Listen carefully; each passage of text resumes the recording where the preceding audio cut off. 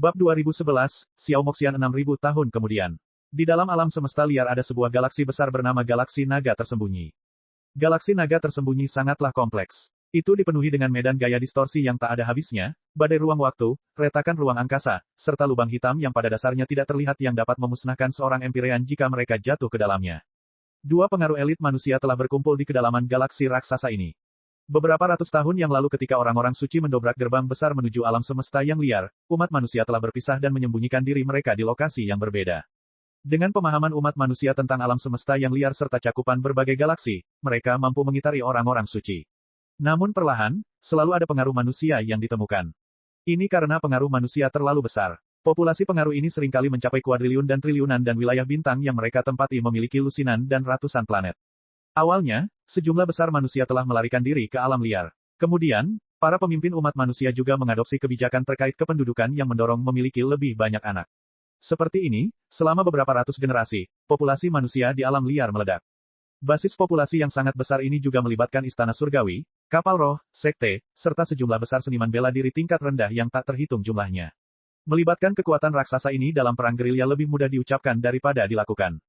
Meskipun mereka yang mengungsi ke alam liar semuanya adalah elit umat manusia, setelah lebih dari 6000 tahun reproduksi berlalu, akan selalu ada beberapa keturunan manusia yang bakatnya tidak terlalu tinggi. Meskipun mereka akan mampu berkultivasi ke alam inti berputar atau alam penghancuran kehidupan, ketika sampai pada gelombang bentrokan besar dari dua ras yang saling berperang satu sama lain, dan di alam semesta liar yang dipenuhi dengan bahaya yang tak terkatakan, mereka bukanlah siapa-siapa, berbeda dari manusia biasa. Sebenarnya, tipe orang seperti ini adalah mayoritas manusia yang hidup di alam liar. Jadi, begitu sebuah planet yang semua elitnya ditarik ditemukan oleh para suci, yang terjadi selanjutnya adalah penjarahan dan pembantaian brutal. Orang-orang yang selamat dari pembantaian itu akan menjadi budak yang dibesarkan di kandang oleh orang-orang kudus. Mereka akan menjadi umpan meriam yang digunakan untuk memperluas kendali mereka atas alam semesta liar di masa depan. Karena alam semesta yang liar telah terbuka bagi mereka, para orang suci telah memutuskan untuk memakan sepotong daging berlemak ini dan menjadikannya wilayah mereka. Dengan demikian, setelah 100 juta tahun berlalu, alam semesta liar ini akan menjadi alam semesta ke-9 milik ras suci. Jika mereka juga berhasil merebut keputusan Asura yang ada di tangan impian ilahi, maka mereka juga akan dapat dengan mudah membuka lebih banyak jalan menuju alam semesta baru dan membangun rute serta pangkalan di negeri baru tersebut. Orang-orang kudus akan mampu menyebarkan benih ke seluruh 33 surga hingga mereka akhirnya menjadi ras nomor 1 yang ada. Ada istana surgawi dari batu giok putih yang mengambang di tengah sabuk asteroid di dalam galaksi naga tersembunyi. Seorang wanita berbaju perang hitam menatap keluar jendela istana surgawi ini, memandangi planet biru yang damai jauh di angkasa berbintang. Dia menghela nafas dengan lembut. Rambut hitam tintanya mengalir di punggungnya seperti air terjun, menyapu baju besinya yang sedingin es. Dia dengan lembut menyentuh jendela. Dari permukaan kaca jendela kristal, sosok samarnya terpantul kembali. Meskipun dia cantik untuk dilihat, dia tampak kurus dan kuyu. Dia adalah istri Lin Ming, Xiao Moxian. Dan saat dia melihat keluar jendela dan menatap planet biru tua yang jauh di angkasa, yang dia lihat adalah planet Ming baru, sebuah planet yang penuh dengan subjeknya. Xiao Moxian sekarang memiliki subjeknya sendiri. 900 tahun yang lalu, Xiao Moxian masuk ke wilayah Empyrean. Dari generasi muda manusia, selain Frost Dream, dia adalah orang pertama yang melangkah ke ranah Empyrean. Menjadi seorang Empyrean berarti Xiao Moxian tidak bisa lagi mengikuti di belakang para tetua dan menjadi pemuda yang dilindungi. Sekarang, dia memikul tanggung jawab yang berat dan bertanggung jawab atas tugas-tugas vitalnya sendiri. Di alam semesta yang liar, setiap kelompok umat manusia membutuhkan seorang Empyrean untuk mengambil alih komando pribadi. Ini karena dimanapun manusia berkumpul, ada kemungkinan binatang buas kuno tingkat Empyrean akan datang untuk menghancurkan dan melahap kota. Tanpa seorang Empyrean yang berjaga-jaga, konsekuensinya tidak akan terbayangkan. Pada hari Xiao Moxian masuk ke wilayah Empyrean, dia menerima misi melindungi tanah yang telah dikembangkan oleh umat manusia. Pada saat yang sama, dia juga memperoleh mata pelajarannya sendiri. Karena Xiao Moxian belum terlalu lama menjadi seorang Empyrean, wilayahnya hanya terdiri dari satu planet, planet Ming baru. Planet ini diberi nama oleh Xiao Moxian. Setiap orang yang pertama kali berkumpul di New Ming Planet secara sukarela datang dari kantong manusia lainnya. Mereka adalah kelompok penduduk pertama yang memutuskan untuk mendiami gurun ini dan mengembangkan planet ini. Mereka menaburkan benih kemanusiaan. Melalui kerja keras dan pembangunan terus-menerus, planet Ming baru perlahan menjadi semakin makmur. Xiao Moxian tahu alasan orang-orang ini mengikutinya dan datang ke sini adalah karena kepercayaan mereka padanya. Jadi, dia juga harus bertanggung jawab atas mata pelajarannya sendiri. Dia berkata pada dirinya sendiri bahwa dia akan menggunakan kedua tangannya untuk melindungi rakyatnya dan memungkinkan mereka menikmati kehidupan yang baik dan bahagia. Suami dan istri akan melahirkan banyak anak, sehingga populasinya meningkat setiap generasi. Hingga perlahan-lahan, Wilayah bintang di sekitarnya juga mulai berkembang dan daratan yang dihuni menjadi semakin luas, memungkinkan umat manusia berkembang biak di seluruh alam semesta yang liar. Namun, hanya 200 tahun setelah planet Ming baru didirikan, para orang suci telah datang. Tekanan berat dan suram tiba-tiba menekan bahu halus Xiao Moxian. Sebagai penguasa planet ini, dia harus melindungi rakyatnya dari kekacauan perang. Mereka datang ke sini karena mereka mempercayainya. Bagaimana dia bisa membuangnya dan melarikan diri sendirian? Perang antara manusia di alam semesta liar dan orang-orang suci telah berlangsung selama ratusan tahun. Karena alam semesta liar terlalu luas dan cara kerja galaksi terlalu rumit dan berbahaya, serta fakta bahwa beberapa manusia telah pindah ke alam semesta liar lain menggunakan keputusan Asura, medan perangnya adalah panggung yang terlalu luas. Mencari siapapun sangatlah memberatkan, sehingga kemajuan orang-orang kudus terpaksa melambat secara drastis. Namun betapapun lambatnya orang-orang kudus, mereka hanya membutuhkan beberapa ratus tahun untuk menemukan tempat ini. Galaksi naga tersembunyi kini menghadapi perang besarnya sendiri. Xiao Moxian dan nyawa ratusan miliar orang yang mengikutinya dan dipikul olehnya, kini berdiri melawan pasukan orang suci. Saat ini, satu-satunya keuntungan Xiao Moxian adalah planet Ming baru disembunyikan dengan sangat baik dan ditutupi oleh aliran ruang angkasa yang ganas dan menyembunyikan formasi susunan. Akan sulit bagi banyak orang suci untuk menemukan tempat ini. Namun, tidak peduli seberapa tersembunyinya planet ini, semua misteri pada akhirnya terbongkar oleh para Saint melalui penggunaan waktu. 10 tahun yang lalu, pasukan ras suci telah berlayar ke wilayah bintang dekat planet New Ming. Xiao Moxian membuat pilihan yang menentukan. Dia mengambil inisiatif untuk memimpin murid-murid istana surgawi peri iblisnya ke tempat yang jauh dari planet Ming baru. Kemudian, dia dengan sengaja mengungkapkan beberapa kelemahan pada pasukan orang suci, memungkinkan mereka menemukannya sebelum dia melarikan diri dan membawa mereka pergi. Seperti ini, Xiao Moxian mampu dengan paksa memimpin pasukan orang suci yang telah tiba di depan pintu rumahnya. Legiun suci yang mengejar Xiao Moxian tidak mudah untuk dihadapi. Mereka memiliki 2 orang Empyrean menengah di barisan mereka dan mereka juga terampil dalam teknik pelacakan. Xiao Moxian dengan sejumlah besar muridnya serta armada kapal rohnya pada akhirnya tidak dapat melepaskan diri dari pelacakan ini. Jadi, setelah membawa armada para orang suci ke bagian terpencil dari ruang angkasa yang jaraknya triliunan mil jauhnya dan meninggalkan galaksi naga tersembunyi, pasukannya tiba-tiba berbalik dan melibatkan para orang suci dalam pertempuran hidup atau mati. Pertempuran ini kejam dan tragis. 2 ras suci Empyrean terbunuh seluruhnya dan armada mereka hampir musnah seluruhnya, namun istana surgawi peri iblis miliknya juga harus membayar mahal. Para pejuang pemberani dari istana surgawi peri iblis yang tewas dalam pertempuran itu adalah pengikut paling setia Xiao Moxian yang telah melayaninya sebelum planet Ming baru didirikan. Namun, mereka mati di medan perang langit berbintang, abunya selamanya dikuburkan di luar angkasa. Mengenai hal ini, Xiao Moxian berduka dalam kesedihannya. Tanpa mengalami perang, mustahil untuk memahami perasaan hanya bisa menatap tak berdaya ketika rekan-rekannya mati di sekitar mereka. Tapi, meski hati Xiao Moxian sedih, dia segera berdiri dan membersihkan diri. Ini karena dia tahu bahwa semua pengikutnya berharap untuk melihatnya menjadi lebih kuat. Jadi, dia akan memikul harapan terakhir mereka dan terus memimpin pertempuran untuk melindungi planet Ming baru. Namun, nasib baik tidak pernah datang berpasangan dan kemalangan tidak pernah datang sendiri-sendiri. Setelah Legiun Suci ini dihancurkan oleh Xiao Moxian, musuh yang lebih kuat mendekat. Yang akan datang kali ini adalah Putra Suci Keberuntungan dan Legiun Kelaparan. Selama pertarungannya dengan 2 orang Empyrean Tengah, Xiao Moxian telah menyamarkan penampilannya dan dia bahkan telah membunuh 2 lawannya. Akhirnya, dia membersihkan medan perang. Xiao Moxian berpikir bahwa identitasnya sendiri belum bocor, tetapi kedatangan Putra Keberuntungan Saint berarti bahwa keberadaannya kemungkinan besar telah diketahui olehnya. Beberapa hal tidak mungkin dijelaskan. Xiao Moxian tidak tahu bagaimana Putra Keberuntungan Saint menemukannya. Mungkin itu intuisinya, mungkin dia telah menemukan beberapa petunjuk, atau mungkin kedatangannya hanya sebuah kebetulan. Tapi singkatnya, apa yang harus dihadapi Xiao Moxian sekarang adalah kepala dari 5 jenderal suci dari ras suci, Putra Suci Keberuntungan, serta Legiun Kelaparan yang menakutkan. Xiao Moxian awalnya tidak takut sama sekali pada Putra Keberuntungan Saint. Tapi saat ini, Good Fortune Saint San mengendalikan avatar Famine. Wujud asli kelaparan berada pada peringkat divinitas sejati, dan bahkan berada di puncak peringkat divinitas sejati. Adapun avatar kelaparan, meskipun lebih lemah dari tubuh utamanya, ia masih memiliki kekuatan perang yang mendekati kekuatan dewa sejati tingkat menengah. Di tangan Good Fortune Saint San, kekuatan yang dapat ditampilkan oleh avatar Famine sangatlah terbatas. Tetap saja, ia harus memiliki kekuatan yang mirip dengan dewa sejati yang terlemah. Dan keilahian sejati pada akhirnya adalah keilahian sejati. Saat menghadapi Empyrean, mereka benar-benar tak terkalahkan. Selain itu, Legiun Kelaparan yang dipimpin oleh Putra Keberuntungan Saint tidak diragukan lagi merupakan pasukan elit paling elit dalam pasukan ras suci. Para perwira Legiun Kelaparan seringkali merupakan raja dunia dan raja dunia besar yang telah menyatu dengan daging dan darah kelaparan. Khususnya, para raja besar dunia itu. Setelah menjalani metamorfosis tubuh yang disebabkan oleh kelaparan, mereka akan mampu sepenuhnya bersaing dengan Empyrean yang paling lemah.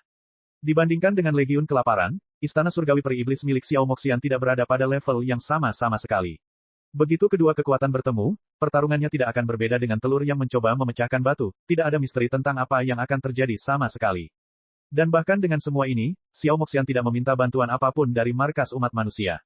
Tak satu pun dari manusia Empyrean yang bisa menandingi Good Fortune Saint Sun, bahkan Kaisar Sakya pun tidak bisa menangani avatar kelaparan.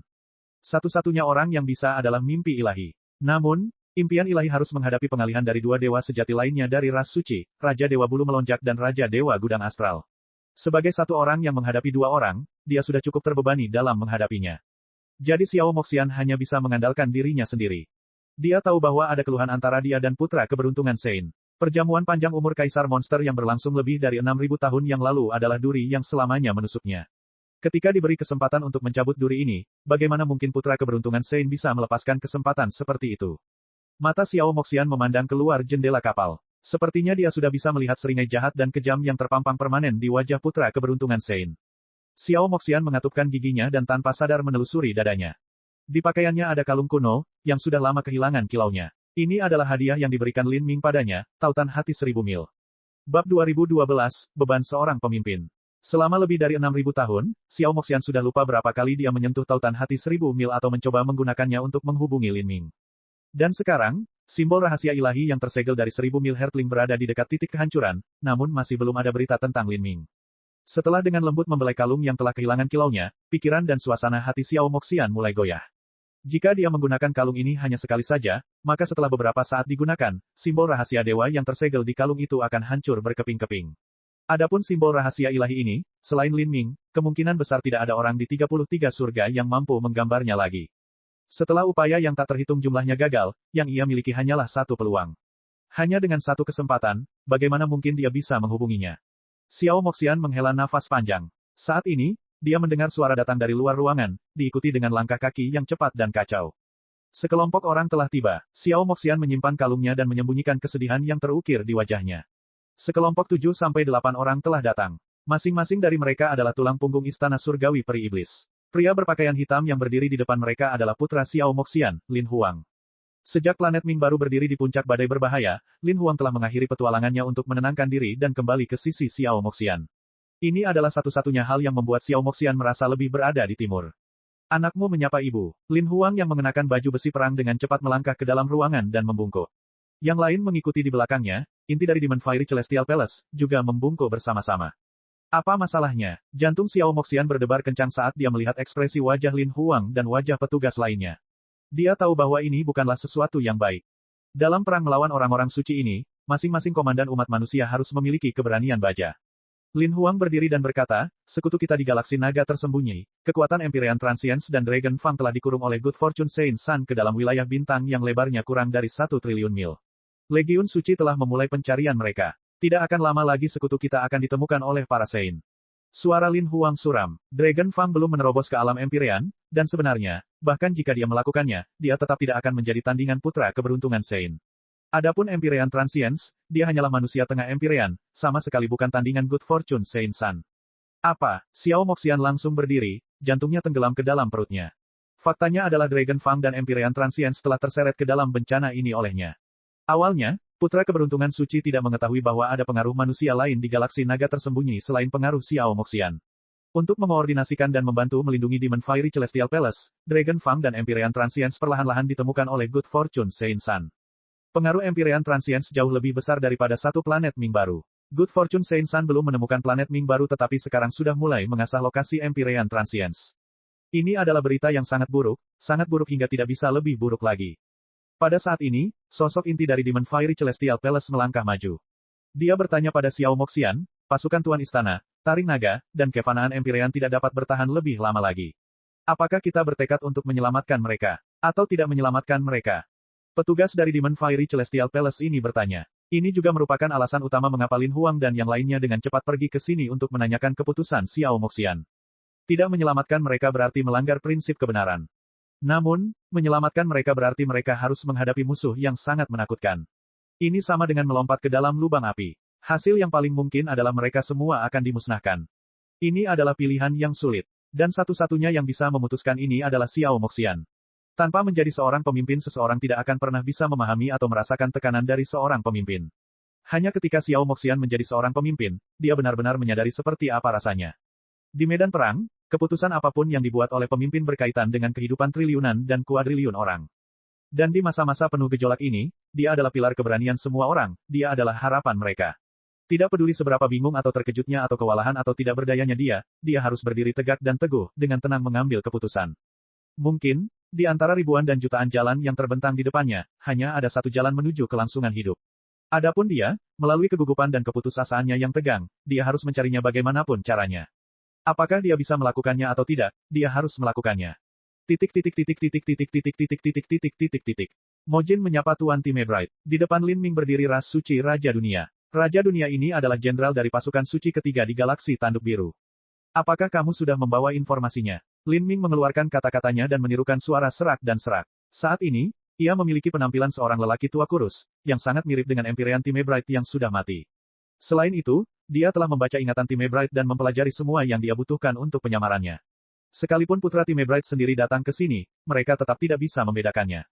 Saya sudah membawa informasi yang diminta. Tuan Time Bright, silakan lihat. Raja Dunia yang suci memberikan beberapa slip batu giok kepada Lin Ming. Lin Ming menyapu mereka dengan akal ilahi. Informasi yang terkandung di dalamnya termasuk persebaran kasar pasukan ras suci, peta alam semesta liar dan tempat-tempat yang telah dijelajahi, serta beberapa galaksi yang mungkin memiliki pengaruh manusia. Lin Ming hanya menggunakan 10 napas waktu untuk membaca materi ini. Dia mengerutkan kening. Materi-materi ini masih jauh dari lengkap. Misalnya, peta distribusi pasukan ras suci hanya menunjukkan wilayah bintang secara samar. Wilayah bintang itu terlalu luas, ingin mencari informasi apapun di sana akan sulit. Selain itu, hanya ada sedikit informasi mengenai Legiun Kelaparan. Lin Ming percaya bahwa orang-orang kudus memiliki informasi yang lebih rinci tetapi mereka tidak memberikannya kepadanya. Apakah tidak ada yang lebih detail? Lin Ming melemparkan batu giok itu ke arah Raja Dunia yang suci. Raja Suci Dunia dengan canggung berbicara, Tuan Time Bright, tanpa otoritas yang memadai, mustahil untuk mengakses lebih banyak informasi. Terlebih lagi, Lord Time Bright seharusnya hanya membutuhkan informasi yang berkaitan dengan galaksi Tanduk Biru, jadi apa alasannya memerlukan informasi lain? Saat Raja Suci Dunia berbicara, dia menatap Lin Ming dengan sedikit keraguan di matanya.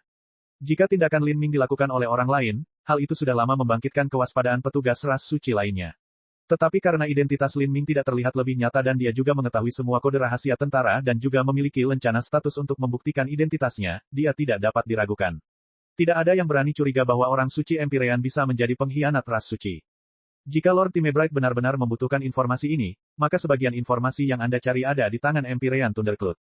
Anda dapat mengajukan permintaan kepadanya. Lord Time Bright akan menghabiskan waktu di galaksi Tanduk Biru, jadi Anda juga bisa berkunjung ke Empyrean Thundercloud.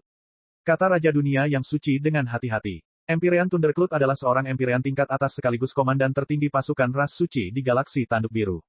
Alasan Empyrean Time Bright datang ke Blue Horn Galaxy adalah untuk berkoordinasi dengan Empyrean Thundercloud. Jika demikian, maka orang pertama yang dikunjungi Lin Ming setelah mencapai galaksi Tanduk Biru adalah Empyrean Thundercloud.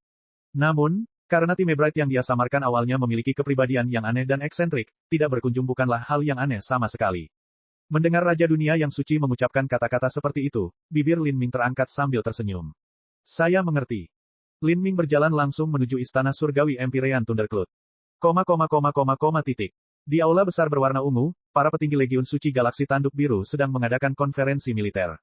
Kami telah menghabiskan lebih dari 20 tahun di tempat terkutuk ini dan menggunakan begitu banyak orang, tapi yang kami temukan di Galaksi Tanduk Biru sejauh ini hanyalah 3 planet manusia. Apalagi mereka hampir semuanya adalah rakyat jelata. Hal ini tidak berbeda dengan menemukan beberapa triliun semut. Bahkan menggunakannya sebagai pupuk saja tidak cukup untuk mengisi celah di antara gigiku. Seorang Raja Dunia hebat dengan mata merah darah dan urat biru tebal di lehernya berkata dengan muram. Dia berasal dari Legiun Kelaparan dan merupakan komandan pasukan Legiun Kelaparan di Galaksi Tanduk Biru. Jangan khawatir, pencarian komprehensif semacam ini mungkin tampak sedikit bodoh, tetapi ini adalah metode terbaik. Selama kita berpegang pada rencana ini maka kita akan dapat menemukan tikus-tikus itu bersembunyi di lubangnya. Pada saat itu, aku akan memastikan aku menghibur mereka dengan baik dan membuat mereka semua menyesal datang ke dunia ini. Seorang pria pucat yang tampak seperti ular beludak berkata dengan pelan. Adapun Empyrean Thundercloud yang duduk di kursi kepala, dia tidak mengatakan sepatah kata pun tetapi membiarkan bawahannya berdiskusi di antara mereka sendiri. Saat ini pikirannya bergerak dan dia melihat ke arah pintu masuk. Lord Time Bright, konferensi sedang berlangsung sekarang. Apa Anda mau menunggu? Saat seorang penjaga sedang berbicara, pintu aula dibuka dan seorang lelaki tua kurus seperti kayu bakar masuk. Kulit Empyrean Thundercloud menjadi gelap ketika dia melihat tim Bright menyerbu. Dia tidak pernah memiliki kesan baik terhadap Empyrean rendahan yang telah dipindahkan ke sini. Saat dia hendak mengatakan sesuatu untuk menetapkan posisinya, dia tiba-tiba melihat bibir tim Bright melengkung membentuk senyuman. Lalu, tim Bright mengulurkan tangan. Di tengah telapak tangannya berputar sebuah kubus hitam. Kubus hitam ini sepertinya mengandung pesona iblis, yang mampu menarik jiwa seseorang ke dalamnya. Empyrean Thundercloud segera waspada. Apa yang sedang dilakukan? Sua, medan kekuatan yang tak terbatas dan kuat menyelimutinya. Segala sesuatu yang berjarak 1000 kaki diselimuti medan gaya ini. Dan medan gaya ini adalah kekuatan yang belum pernah dialami Empyrean Thundercloud sebelumnya. Namun yang tercampur di antara itu adalah sebuah hukum yang dia akui. Yaitu, hukum Grand Mist. Kamu bukan tim Bright. Empyrean Thundercloud sangat marah. Tapi saat ini, Lin Ming sudah melangkah maju. Dia menembakkan Magic Cube dari tangannya dan pusaran jiwa yang menakutkan menelan semuanya. Mata Empyrean Thundercloud berubah menjadi merah darah. Tubuhnya mengeluarkan suara berderak keras saat dia langsung mengaktifkan kekuatan garis keturunannya. Dan di sampingnya, 2 petugas dari Legiun Kelaparan juga meraung. Tentakel merah yang menggeliat dan meneteskan darah muncul dari tubuh mereka. Mereka telah memanggil kekuatan kelaparan ke dalam tubuh mereka tanpa ragu-ragu. Saat para raja besar dunia menghadapi seorang Empyrean, satu-satunya pilihan mereka adalah menjalani metamorfosis tubuh dan menjadi monster jurang. Jika tidak, mereka tidak akan punya kekuatan untuk melawan. Namun, mereka tidak pernah membayangkan bahwa saat mereka mengaktifkan metamorfosis tubuh mereka sepertinya terjebak dalam lumpur kekacauan, sama sekali tidak bisa bergerak. Tentakel berwarna merah darah yang terbentang di belakang seperti ular yang terperangkap dalam seruling, benar-benar lepas kendali. Dalam sekejap, tentakel yang seharusnya jatuh ke arah Lin Ming tiba-tiba berbalik dan menempel di leher mereka. Perubahan itu menyebabkan mereka menjadi sangat ketakutan. Mereka ingin melawan, tetapi dengan ngeri mereka menemukan bahwa tubuh mereka tidak lagi di bawah kendali mereka dan mereka terpaku di tempatnya. Engah. Tentakel daging kelaparan menembus leher kedua petugas Legiun Kelaparan itu. Kemudian, kepala mereka melayang dengan penyesalan abadi di mata mereka. Kemampuan mengendalikan Legiun Kelaparan ini telah diuji oleh Lin Ming di tim Bright sebelumnya. Sekarang, dia bisa melakukannya dengan mudah dan terampil. Pada saat yang sama, Empyrean Thundercloud juga dikelilingi oleh badai jiwa besar yang dipicu oleh Magic Cube. Tidak peduli seberapa keras dia berjuang, dia tidak bisa mengubah nasibnya. Peng, darah mengalir keluar dari kepala Empyrean Thundercloud dan tubuhnya merosot ke lantai. Bab 2013, Pembukaan Perang. Galaksi Naga Tersembunyi. Di aula besar yang mewah, Putra Keberuntungan Sein duduk di atas tahta. Dia melihat proyeksi cakram susunan pertempuran yang menunjukkan peta bintang yang luas. Dia mengenakan baju besi perang emas, dan jubah tebal jatuh di punggungnya dan menggenang ke lantai. Satu tangannya memegang secangkir anggur yang berharga sambil menyesap dan meneguknya. Secara berkala, dia akan menunjuk suatu posisi di peta dan seorang pelayan cantik kemudian akan mengambil permata dan menandai tempat yang dia maksud. Permata itu sendiri memiliki variasi medan gaya di sekitarnya yang memungkinkannya melayang di udara. Perlahan, separuh peta bintang terisi separuh permata. Good Fortune Sein-san melihat peta ini dan tersenyum. Jisianer, aku ingin melihat bagaimana kamu bisa lepas dari genggamanku kali ini. Wilayah paling mencurigakan di galaksi naga tersembunyi sudah memiliki medan kekuatan pendeteksi. Jika ada manusia yang melintasi medan kekuatan pendeteksi ini maka para suci akan menemukan keberadaan mereka dan mengejar mereka seperti seorang pemburu yang mengejar kelinci. Sekarang, apa yang harus dilakukan oleh para Sein adalah terus mencari dan mempersempit wilayah yang mungkin dihuni.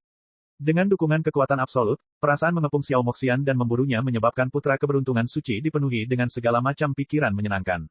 Xiao Moxian, akan ada hari di mana kamu menjadi milikku. Good Fortune Sein-san menyeringai kejam ketika dia secara tidak sadar menggenggam tangannya, seolah-olah dia bisa meremas Xiao Moxian di antara jari-jarinya. Kenyataannya adalah setelah hidup sekian lama, Putra Keberuntungan Suci telah menikmati semua kenikmatan fisik yang bisa ditawarkan di dunia ini. Dia pernah mendambakan wanita yang tiada taranya dan bahkan telah menaklukkan beberapa di antaranya, namun kini semua keinginan tersebut telah meredup. Satu-satunya hal yang bisa memuaskannya sekarang adalah ambisinya yang mendalam untuk menjadi penguasa tunggal di 33 surga.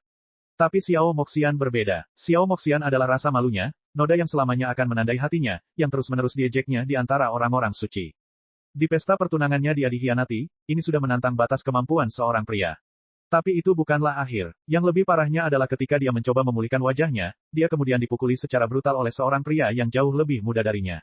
Bahkan jika semua rasa malu dan aib yang dialami Putra Keberuntungan Suci dalam hidupnya digabungkan, itu tetap tidak bisa dibandingkan dengan hari itu di pesta panjang umur Kaisar Monster. Saat Putra Keberuntungan Sein memikirkan Lin Ming, dia merasakan giginya gatal. Good Fortune Sein-san jauh lebih kuat daripada sebelumnya dan dianggap tak terkalahkan di kalangan Empyrean. Dia benar-benar berharap Lin Ming masih hidup sehingga dia bisa dengan kejam menginjak Lin Ming di bawah kakinya. Tapi sayang sekali, Lin Ming sudah mati. Karena dia tidak bisa memulihkan kehormatannya dengan mengalahkan Lin Ming, maka dia akan melakukan hal terbaik berikutnya dan merebut Xiao Moxian, wanita yang dicintai Lin Ming. Dia akan mengubah Xiao Moxian menjadi pelacurnya dan melampiaskan semua rasa frustrasinya pada tubuhnya, menghancurkan dan mempermalukannya sehingga dia bisa menyelesaikan kebencian di hatinya. Menangkap Xiao Moxian sama saja dengan mencabut duri di hatinya. Dengan ini, kondisi mentalnya akan mencapai kesempurnaan dan dia akan mampu menyerang alam ketuhanan sejati.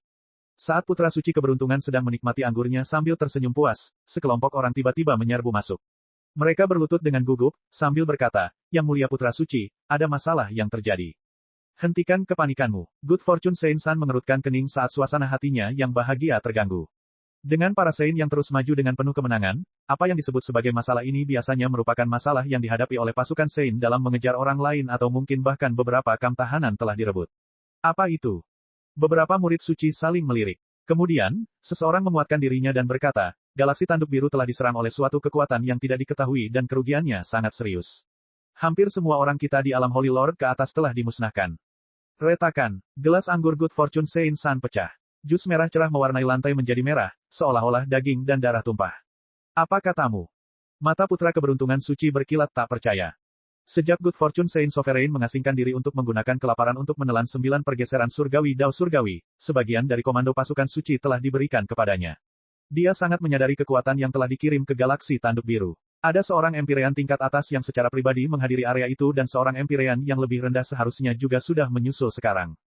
Selain itu, ada 3 raja besar dunia yang telah menyatu dengan darah dan daging kelaparan. Pada saat kritis, jika mereka menjalani metamorfosis tubuh maka mereka harus mampu menampilkan kekuatan tempur yang setara dengan seorang Empyrean. Dengan kata lain, itu sama dengan 5 orang Empyre yang ditempatkan di Blue Horn Galaxy. Selain itu, ada juga banyak Holy Lord dan World King, dan bahkan ada 100 anggota Legiun Kelaparan yang tingkat budidaya terendahnya berada di puncak alam Holy Lord. Ini adalah kekuatan yang menakutkan. Jika salah satu dari beberapa pengaruh manusia terkuat di alam semesta yang liar menyerang kekuatan seperti itu, mereka akan kesulitan untuk menang, apalagi memusnahkan musuh-musuh mereka secara total. Selain itu, Putra Keberuntungan Saint sangat menyadari perkiraan posisi pengaruh yang menimbulkan ancaman sama sekali, seperti Gunung Potala, ras Dewa Primal dan ras sisa lainnya, Istana Dewa Skyren, dan pengaruh lain yang mencapai puncaknya. Empyrean memimpin mereka. Dia tidak percaya bahwa dengan 7 langit ras suci dan kekuatan perang mereka yang 10 kali lebih besar daripada manusia, akan ada puncak pengaruh Empyrean yang secara diam-diam bisa tiba di galaksi Tanduk Biru dan memberikan pukulan yang melumpuhkan mereka. Hal ini membuat Putra Keberuntungan Saint merasa frustrasi. Apakah umat manusia menghasilkan puncak Empyrean yang tidak diketahui dalam beberapa tahun terakhir ini? Peak Empyrean bukanlah kubis yang bisa ditemukan dimanapun. Jika dia tidak memasukkan Battle Sovereign dari ras Celestial dan Diwuhen dari ras Dewa Primal, maka dia bisa menghitung jumlah puncak manusia Empyrean dengan tangannya. Adapun Xiao Moxian, meskipun dia telah masuk ke ranah Empyrean, dia mungkin masih tidak memiliki kekuatan tempur puncak Empyrean. Berapa banyak orang yang dimiliki musuh kita dan metode budidaya apa yang mereka gunakan? Apakah kita memiliki sampel dari medan perang? Putra Keberuntungan Saint menanyakan 3 pertanyaan ini, namun jawaban yang diterimanya membuatnya semakin marah. Kami tidak tahu jumlah pastinya atau metode budidaya apa yang mereka gunakan. Mereka yang telah melihat penampakan sebenarnya dari para pembunuh ini telah, hampir semuanya terbunuh. Tapi, beberapa murid yang selamat mampu mengirimkan beberapa informasi kepada kami. Pada saat itu, pusaran hitam raksasa muncul di langit seolah-olah telah muncul lubang hitam. Adapun musuh, di sana, seharusnya ada, mungkin 4 orang. Apa, ada 4 orang? Good Fortune Saint-san meraih kerah bawahannya. Jika memang ada 4 master yang tiada taranya, maka membunuh Empyrean Thundercloud dan Empyrean Timebrite tidak akan sulit sama sekali. Tapi untuk memusnahkan seluruh pasukan yang ditempatkan di galaksi Tanduk Biru, itu terlalu menakutkan. Ini membuktikan bahwa kekuatan musuh ini telah mencapai ketinggian yang hampir tidak dapat dicapai dalam seni formasi susunan dan medan gaya. Atau, mungkinkah kekuatan keempat orang ini telah mencapai puncak alam Empyrean? Memikirkan kemungkinan terakhir ini, corak wajah Putra Keberuntungan Saint menjadi semakin suram. Kapan umat manusia tiba-tiba memiliki 4 puncak Empyrean yang muncul dari antara barisan mereka? Menghadapi musuh yang tidak dikenal dan tidak memiliki informasi tentang mereka adalah aspek yang paling menakutkan. Adapun identitas keempat orang ini, Putra Keberuntungan Suci bahkan memikirkan spiritas. Mungkinkah para spiritas sedang mempermainkan mereka dari belakang, mencoba menumbangkannya secara diam-diam? Spirita adalah lawan yang terus ditakuti oleh Putra Keberuntungan Saint. Apalagi Putra Keberuntungan Saint, bahkan penguasa Keberuntungan Saint takut pada orang tua aneh itu, Kaisar Jiwa. Dia selalu percaya bahwa di masa depan, musuh paling menakutkan yang harus dihadapi para Saint adalah para spirita. Seharusnya tidak demikian. Jika para spirita akan melakukan sesuatu, mereka pasti sudah memulainya sejak lama. Lebih dari 6.000 tahun yang lalu dalam perang besar antara kita dan umat manusia, jika mereka ingin ikut campur maka kita tidak akan pernah bisa merebut alam ilahi. Pada saat itu, Yang Mulia leluhur yang berdaulat membayar harga untuk berdagang demi alam ilahi. Sekarang kita telah merebut alam ilahi, apa artinya bagi para spirita untuk memadamkan kekuatan Empyrean yang lumayan? Good Fortune Saint-San segera menolak gagasan ini. Meskipun dia tidak tahu apa yang sedang dilakukan para spirita selama beberapa tahun terakhir ini, dia masih percaya bahwa dengan spirita yang tetap diam dalam waktu yang lama, begitu mereka meletus maka badai liar akan mengguncang dunia. Bahkan mungkin melibatkan plot yang menggemparkan. Mustahil bagi para spiritas untuk mengirimkan pasukan untuk menghadapi beberapa orang yang bukan siapa-siapa, dan dibandingkan dengan seluruh ras spiritas, Empyrean Thundercloud dan Empyrean Temebrite sebenarnya hanyalah orang-orang yang bukan siapa-siapa. Yang Mulia Putra Suci, orang-orang yang bertanggung jawab atas wilayah bintang yang berdekatan dengan galaksi tanduk biru telah mengirimkan pesan kepada kami. Mereka ingin menanyakan bagaimana Anda ingin melanjutkan. Apakah Anda ingin mereka membantu melacak latar belakang kekuatan yang tidak diketahui ini? Putra Keberuntungan Sein merenung sejenak. Suruh mereka bersiap dan menunggu perintah. Jika kekuatan tak dikenal ini dapat secara diam-diam menghancurkan seluruh pasukan di galaksi tanduk biru, maka penangkapan mereka mungkin tidak dapat dilakukan. Keluarkan perintah untuk mempercepat pencarian melalui galaksi naga tersembunyi. Setelah kita menyelesaikan masalah kita di sana maka saya secara pribadi akan pergi dan menemui musuh misterius ini. Mata Good Fortune Saint-San berkilauan. Xiao Moxian menemui jalan buntu dan dia mendekatinya. Dengan dia yang begitu dekat, dia pasti tidak akan menyerah dalam pencariannya di galaksi naga tersembunyi. Kalau tidak, Xiao Moxian mungkin akan terbang melewati bibirnya. Jika dia ingin menemukannya lagi di alam semesta liar yang luas, maka itu bukanlah tugas yang mudah. Namun, Putra Keberuntungan Suci tidak pernah membayangkan bahwa mimpi buruknya baru saja dimulai. Bab 2014.1a, Galaksi Dewa Api. Lin Ming dengan cepat melakukan perjalanan melalui langit berbintang. Dia sudah mendapatkan apa yang dia inginkan dari Empyrean Thundercloud yang sudah mati, informasi yang sangat rinci yang melibatkan distribusi pasukan ras suci. Banyak informasi ini bahkan tidak tercatat dalam slip batu giok, sebagian besar ada dalam pikiran Empyrean Thundercloud dan itu semua berkat Magic Cube yang dengan mudah diperoleh Lin Ming. Saat ini, dapat dikatakan bahwa Lin Ming memiliki pemahaman komprehensif tentang perang antara orang-orang suci dan manusia di alam semesta yang liar. Sekarang, dia menuju wilayah bintang yang disebut Galaksi Dewa Api. Ada pengaruh suci lain di sana yang dia rencanakan untuk dimusnahkan sepenuhnya. Dia akan menyerang bagian belakang orang-orang kudus dan memulai badai darah dan pembantaian yang mengerikan. Dengan satu hembusan nafas, dia akan menjungkir-balikkan langit dan bumi dan membuat 5 jenderal suci tidak punya pilihan selain mengalihkan perhatian mereka padanya. Lin Ming tahu bahwa karena Good Fortune Saint Sovereign mengendalikan kelaparan untuk menelan hukum Dao Surgawi, dia tidak bisa melepaskan diri dari proses itu. Sedangkan untuk Soaring Feather God King dan Astral Vault God King, mereka bertarung melawan Empyrean Divine Dream di suatu tempat yang jauh dan juga tidak bisa mundur. Sebenarnya, Lin Ming bahkan curiga bahwa Empyrean Divine Dream mungkin bukan tandingan kedua Raja Dewa ini. Lagi pula, mereka yang bisa mencapai puncak ketuhanan sejati semuanya sangat berbakat, setidaknya setingkat Kaisar Sakya. Tak satu pun dari mereka yang lemah. Dan meskipun mimpi ilahi memupuk esensi ganda dan ilahi, mungkin memberinya sedikit kekuatan lebih, dia masih tidak bisa menghadapi keduanya sendirian. Lin Ming berspekulasi bahwa Soaring Feather God King dan Astral Vault God King tidak bersedia bekerja sampai mati demi Good Fortune Saint Sovereign.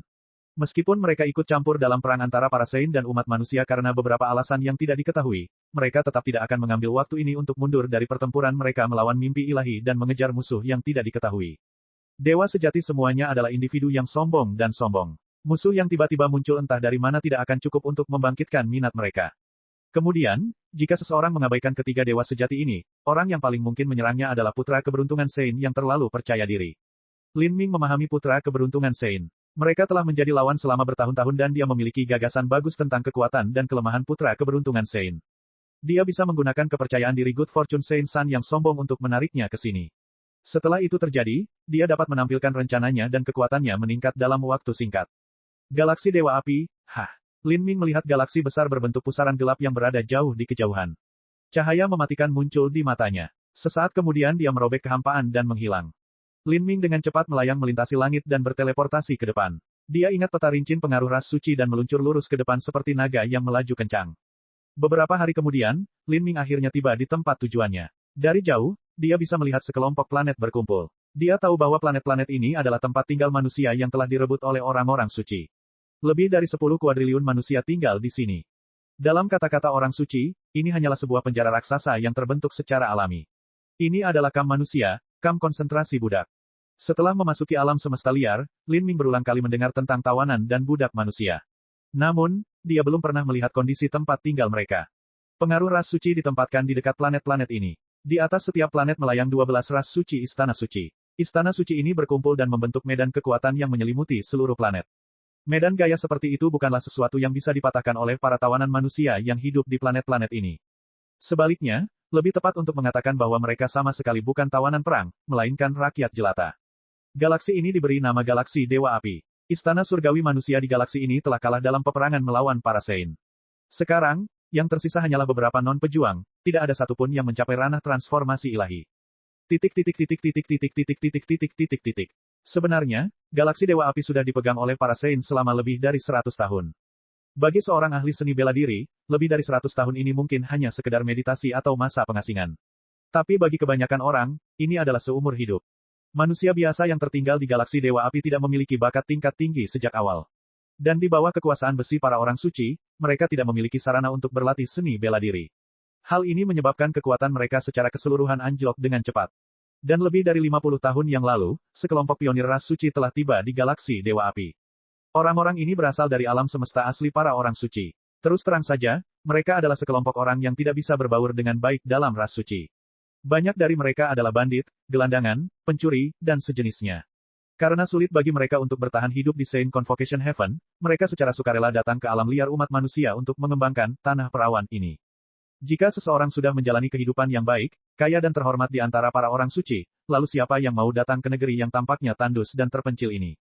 Dan apa yang disebut mengembangkan tanah perawan, yang dilakukan oleh para pionir suci sebenarnya adalah merampok, membunuh, dan menjara seluruh galaksi Dewa Api. Sumber daya yang sudah ada di sini, seperti ladang pengobatan, tambang, tanah spiritual, semuanya diambil untuk diri mereka sendiri. Tentara ras suci secara diam-diam menyetujui semua ini. Tujuan mereka menginvasi alam semesta yang liar sudah jelas. Yang pertama adalah memperluas wilayah para Saint, mengembangkan lebih banyak sumber daya, dan jika memungkinkan, merebut dekrit Asura yang dapat menembus penghalang tembok ratapan dewa, sehingga mereka dapat membantu memenuhi kebutuhan penguasa Saint keberuntungan, mengembalikan kelaparan ke kondisi puncaknya di masa lalu.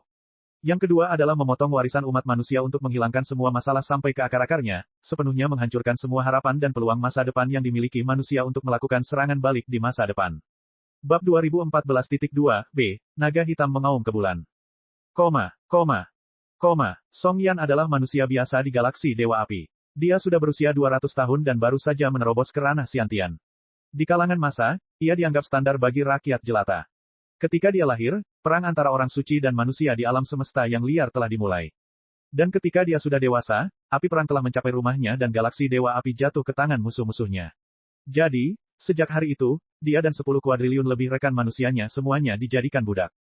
Ketika Song Yan masih kecil, dia telah membaca buku sejarah dan belajar tentang sejarah sesama manusia dari 6.500 tahun yang lalu. Karena alam ilahi telah ditaklukkan, umat manusia berada dalam keadaan yang mengerikan. Tapi masa 6.000 tahun yang lalu ini adalah masa yang terlalu jauh bagi Song Yan. Baginya, ia tidak pernah menyangka bahwa takdir dan kehidupan perbudakan akan datang begitu cepat dan menimpanya. Ini adalah mimpi buruk yang mengerikan. Song Yan selalu memegang impian dan keinginannya sendiri. Dia ingin menjadi seorang pejuang yang berjuang demi umat manusia. Dia tidak pernah berharap untuk menjadi talenta paling mempesona di dunia yang dihormati oleh semua orang, namun, menjadi prajurit paling biasa dan umum di Istana Dewa Api Surgawi sudah lebih dari cukup. Namun, kualifikasi paling dasar untuk menjadi prajurit Istana Surgawi Dewa Api adalah melangkah ke alam transformasi ilahi sebelum berusia 1000 tahun. Bagi Song Yan, ini terlalu sulit. Dia tidak dilahirkan dengan banyak bakat dan takdir tidak pernah memberinya banyak peluang keberuntungan. Pada akhirnya, mimpi-mimpi ini hanya tinggal mimpi. Dia memaksakan dirinya untuk bangun dan dengan sadar menerima kenyataan yang ada di hadapannya. Ketika dia berada di puncak ranah Haltian, dia menikahi seorang wanita. Dia adalah wanita sederhana dengan bakat biasa, tapi dia sangat mencintainya dengan sepenuh hati. Sebagai imbalannya, dia memberinya 3 anak kecil yang lucu, 1 putra dan 2 putri. Namun, ketiga anak ini terlahir dalam mimpi buruk yang tidak pernah berakhir, yang dipenuhi dengan setan kejam dan serakah yang akan menelan seseorang utuh dan bahkan memakan tulangnya. Pembunuhan, perampokan, pemerkosaan, wanita muda ditangkap dan digunakan sebagai tungku hidup dan dijual sebagai budak, dan anak laki-laki diubah menjadi korban darah. Song Yan tidak tahu kapan hari-hari mengerikan ini akan berakhir. Perang antara manusia dan orang suci akan berlanjut selama beberapa ribu tahun, tapi bisakah dia bertahan selama beberapa ribu tahun? Anak-anaknya, cucu-cucunya, dan bahkan cicitnya, mampukah mereka hidup melewati ribuan tahun itu? Premis dari semua ini adalah, dia bisa memiliki cucu. Dia adalah seekor semut, yang menghadapi zaman es yang akan berlanjut selama jangka waktu bertahun-tahun yang tidak diketahui. Dia diam-diam berdiri di lapangan es yang kosong, menunggu kematian yang tak terhindarkan menimpanya. Wah! Teriakan nyaring menyebar di udara. Putrinya menangis. Hati Song Yan terasa sakit. Dia menoleh dan melihat putranya yang berusia 12 tahun sedang menggendong putrinya yang berusia 3 tahun. Putrinya, dia lapar. Song Yan baru saja memasuki ranah Xiantian. Di alam semesta liar yang dipenuhi dengan energi asal yang kacau ini, meski ia belum berhasil menghilangkan rasa lapar dan haus sepenuhnya, ia tetap hanya membutuhkan jatah dalam jumlah minimal setiap bulannya. Dia hanya perlu minum air dan menyerap energi langit dan bumi untuk memuaskan rasa laparnya. Tapi putranya, putrinya, istrinya, mereka berbeda. Mereka perlu makan. Mereka membutuhkan makanan. Di masa lalu, di dunia seniman bela diri, kelaparan karena kekurangan makanan tidak terbayangkan karena mereka kuat dan memiliki kemampuan untuk menaklukkan tanah dan alam di sekitar mereka. Hal semacam ini hanya akan terjadi pada masyarakat fana murni. Namun kini, galaksi Dewa Api sebenarnya berada dalam kondisi seperti itu. Dari 10 kuadriliun penduduk, lebih dari 9 kuadriliun tidak mampu mencapai kondisi menghilangkan nafsu makan sepenuhnya, mereka perlu mengonsumsi biji-bijian dan ransum lainnya dalam jumlah besar. Setelah kekacauan perang, sejumlah besar warga negara kehilangan perlindungan para pejuang. Dan tanpa perlindungan mereka, mereka tidak akan mampu menghadapi binatang buas yang mengamuk di wilayah terbuka. Mereka tidak punya pilihan selain bergegas ke kota dan membiarkan lahan pertanian subur mereka berubah menjadi ladang terbuang. Adapun sumber makanan yang tersisa, semuanya dikendalikan oleh para bandit ras suci. 50 batu matahari ungu bahkan tidak bisa membeli sekantong gandum, dan harga ini sudah 1 juta kali lebih tinggi daripada harga di alam ilahi. Jika seseorang ingin hidup, mereka tidak punya pilihan selain pergi ke terowongan dan tambang. Tapi di alam terbuka yang dipenuhi binatang buas, keluar sembarangan sama saja dengan mempertaruhkan nyawa sendiri. Jarang ada orang yang bisa bertahan hidup selama 3 tahun terakhir di luar. Karena dia sudah kelaparan dalam waktu yang lama, putri Song Yan yang awalnya gemuk berubah menjadi kurus dan sakit-sakitan.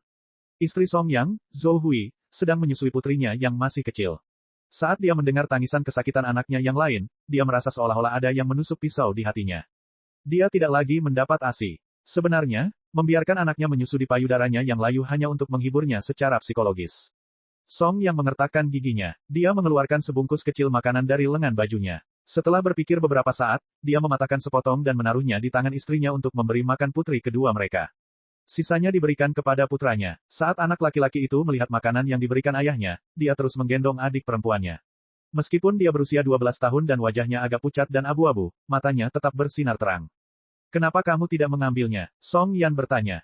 Ayah, aku tidak lapar. Bocah laki-laki itu dengan keras kepala berkata, ada kekuatan dan tantangan di matanya yang tidak seharusnya dimiliki oleh anak berusia 12 tahun. Song Yan tiba-tiba merasakan matanya membengkak karena air mata. Dia langsung meletakkan bungkusan makanan hitam itu ke pelukan putranya. Kemudian, dia bangkit dan berkata, saya akan pergi dan mencari sesuatu untuk kita makan. Setelah berbicara, Song Yan mulai berjalan menuju gerbang kota. Ayan, kamu mau kemana? Melihat kepala suaminya di luar kota, Zhou Hui tiba-tiba panik. Apakah kamu berencana pergi berburu? Apakah kamu lelah hidup? Di luar kota, di hutan liar yang jauh, terdapat banyak binatang buas dan mangsa. Namun bahaya di sana lebih dari 100 kali lipat bahaya tambang. Song Yan hanyalah seorang seniman bela diri alam Xiantian. Jika dia memasuki hutan liar maka tikus variasi pun bisa memakannya. Zhou Hui sangat ingin sampai menangis. Pilar keluarga mereka adalah suaminya. Begitu suaminya meninggal, nasib dia dan ketiga anaknya tidak terbayangkan. Namun, Song Yan sepertinya sudah mengambil keputusan. Saya akan baik-baik saja. Jika saya beruntung maka kita tidak perlu khawatir tentang makanan bulan ini. Kemudian, dia melanjutkan berkata, jika saya tidak pergi maka anak-anak kita hanya akan bertahan 10 hari lagi. Kata-kata kedua ini diucapkan kepada Zhou Hui dengan transmisi suara esensi sejati. Tangan yang terulur untuk menghentikannya tiba-tiba membeku. Dia tahu bahwa dalam beberapa tahun terakhir ini, karena berbagai alasan, populasi galaksi Dewa Api telah berkurang 2/3. Kematian adalah sesuatu yang selalu menunggu di luar pintu mereka. Zhou Hui kehilangan kata-kata. Tapi saat ini, Song yang telah melepaskan tangannya. Saat dia hendak berjalan dan meninggalkan kota, kulitnya tiba-tiba berubah. Bulan berwarna merah darah tergantung tinggi di malam yang gelap. Dia bisa mendengar suara dengungan samar dari sekeliling, seolah-olah datang dari jauh dan juga dari dekat. Kemudian, tanah di bawah kakinya mulai bergetar pelan. Guncangan ini sangat lemah tetapi Song Yan tidak akan salah merasakannya. Dia melihat genangan air di tanah. Di malam yang dingin dan tenang, riak-riak kecil mulai bermunculan di genangan air ini. Suara dengungan itu semakin keras. Kulit Song Yan memucat. Mungkinkah? Seolah dia perlu memastikan sesuatu, Song Yan mengangkat kepalanya dan melihat ke langit. Di sana, bulan merah terang tampak seperti diwarnai dengan darah. Bulan darah terbit, semuanya sudah berakhir. Song Yan gemetar saat berbicara, tidak mampu berdiri tegak. Apa itu? Zhou Hui bertanya ketika dia melihat ekspresi Song Yan. Gelombang binatang buas. Song Yan tersenyum tanpa humor. Ini adalah gelombang besar, kumpulan 10 juta atau bahkan 100 juta binatang buas yang akan menyerang kota mereka bersama-sama. Alam semesta yang liar ini tidak pernah kekurangan binatang buas. Di masa lalu, dengan hadirnya Tuan Manusia, gelombang besar seperti itu tidak terjadi dalam waktu yang sangat lama. Tapi sekarang tidak ada Tuan Manusia yang bisa menghalangi dan menakuti binatang buas ini. Sekarang, di galaksi Dewa Api, di bawah bulan darah yang paling membangkitkan rasa haus darah para binatang buas ini dan memungkinkan mereka berkumpul dengan mudah, gelombang pasang binatang buas tiba-tiba meletus. Kota ini sepertinya bukan kota pertama yang diserbu oleh gelombang besar ini. Ini juga bukan yang terakhir. Langit telah meninggalkan kita. Zhou Hui menggendong anaknya. Dia tahu bahwa hari ini, malam ini, mereka semua akan binasa di sini. Kota tempat mereka tinggal memiliki penjaganya sendiri, tetapi para penjaga ini hanyalah seniman bela diri alam transformasi ilahi. Karena seniman bela diri alam transformasi ilahi ini tidak dapat mencapai alam transformasi ilahi sebelum berusia 1000 tahun, mereka tidak dapat memasuki istana surgawi. Dengan kekuatan tempur mereka, bagaimana mereka bisa berharap untuk melawan gelombang besar seperti itu? Namun saat ini, dari tengah kota, beberapa kapal roh tiba-tiba melayang ke angkasa, dengan cepat terbang menuju istana suci di angkasa. Song Yan dapat melihat bahwa ini adalah kapal roh para pionir ras suci. Para pionir ras suci itu awalnya adalah pencuri dan bandit yang keinginannya hanya untuk menjarah kekayaan dan sumber daya. Sekarang, dengan bahaya yang mendekat, mereka secara alami tidak memiliki tugas atau niat untuk menjaga manusia. Sampah itu, mata Song Yan memerah. Dia tidak pernah membenci ras lain sedemikian rupa. Dan pada saat ini, klakson keras terdengar dari dalam kota. Angkatan bersenjata kota mulai berkumpul. Dibandingkan dengan pasukan sejati, ini hanyalah kumpulan individu yang beraneka ragam. Sebagian besar berada di alam transformasi ilahi, alam laut ilahi, dan bahkan alam penghancuran kehidupan. Selain itu, mereka semua relatif lemah di antara barisan mereka sendiri. Mereka mengangkat senjata dengan panjang yang bervariasi dan kualitas yang lebih rendah. Mereka berdiri di tembok kota, menghadapi pasukan gelap binatang buas di kejauhan.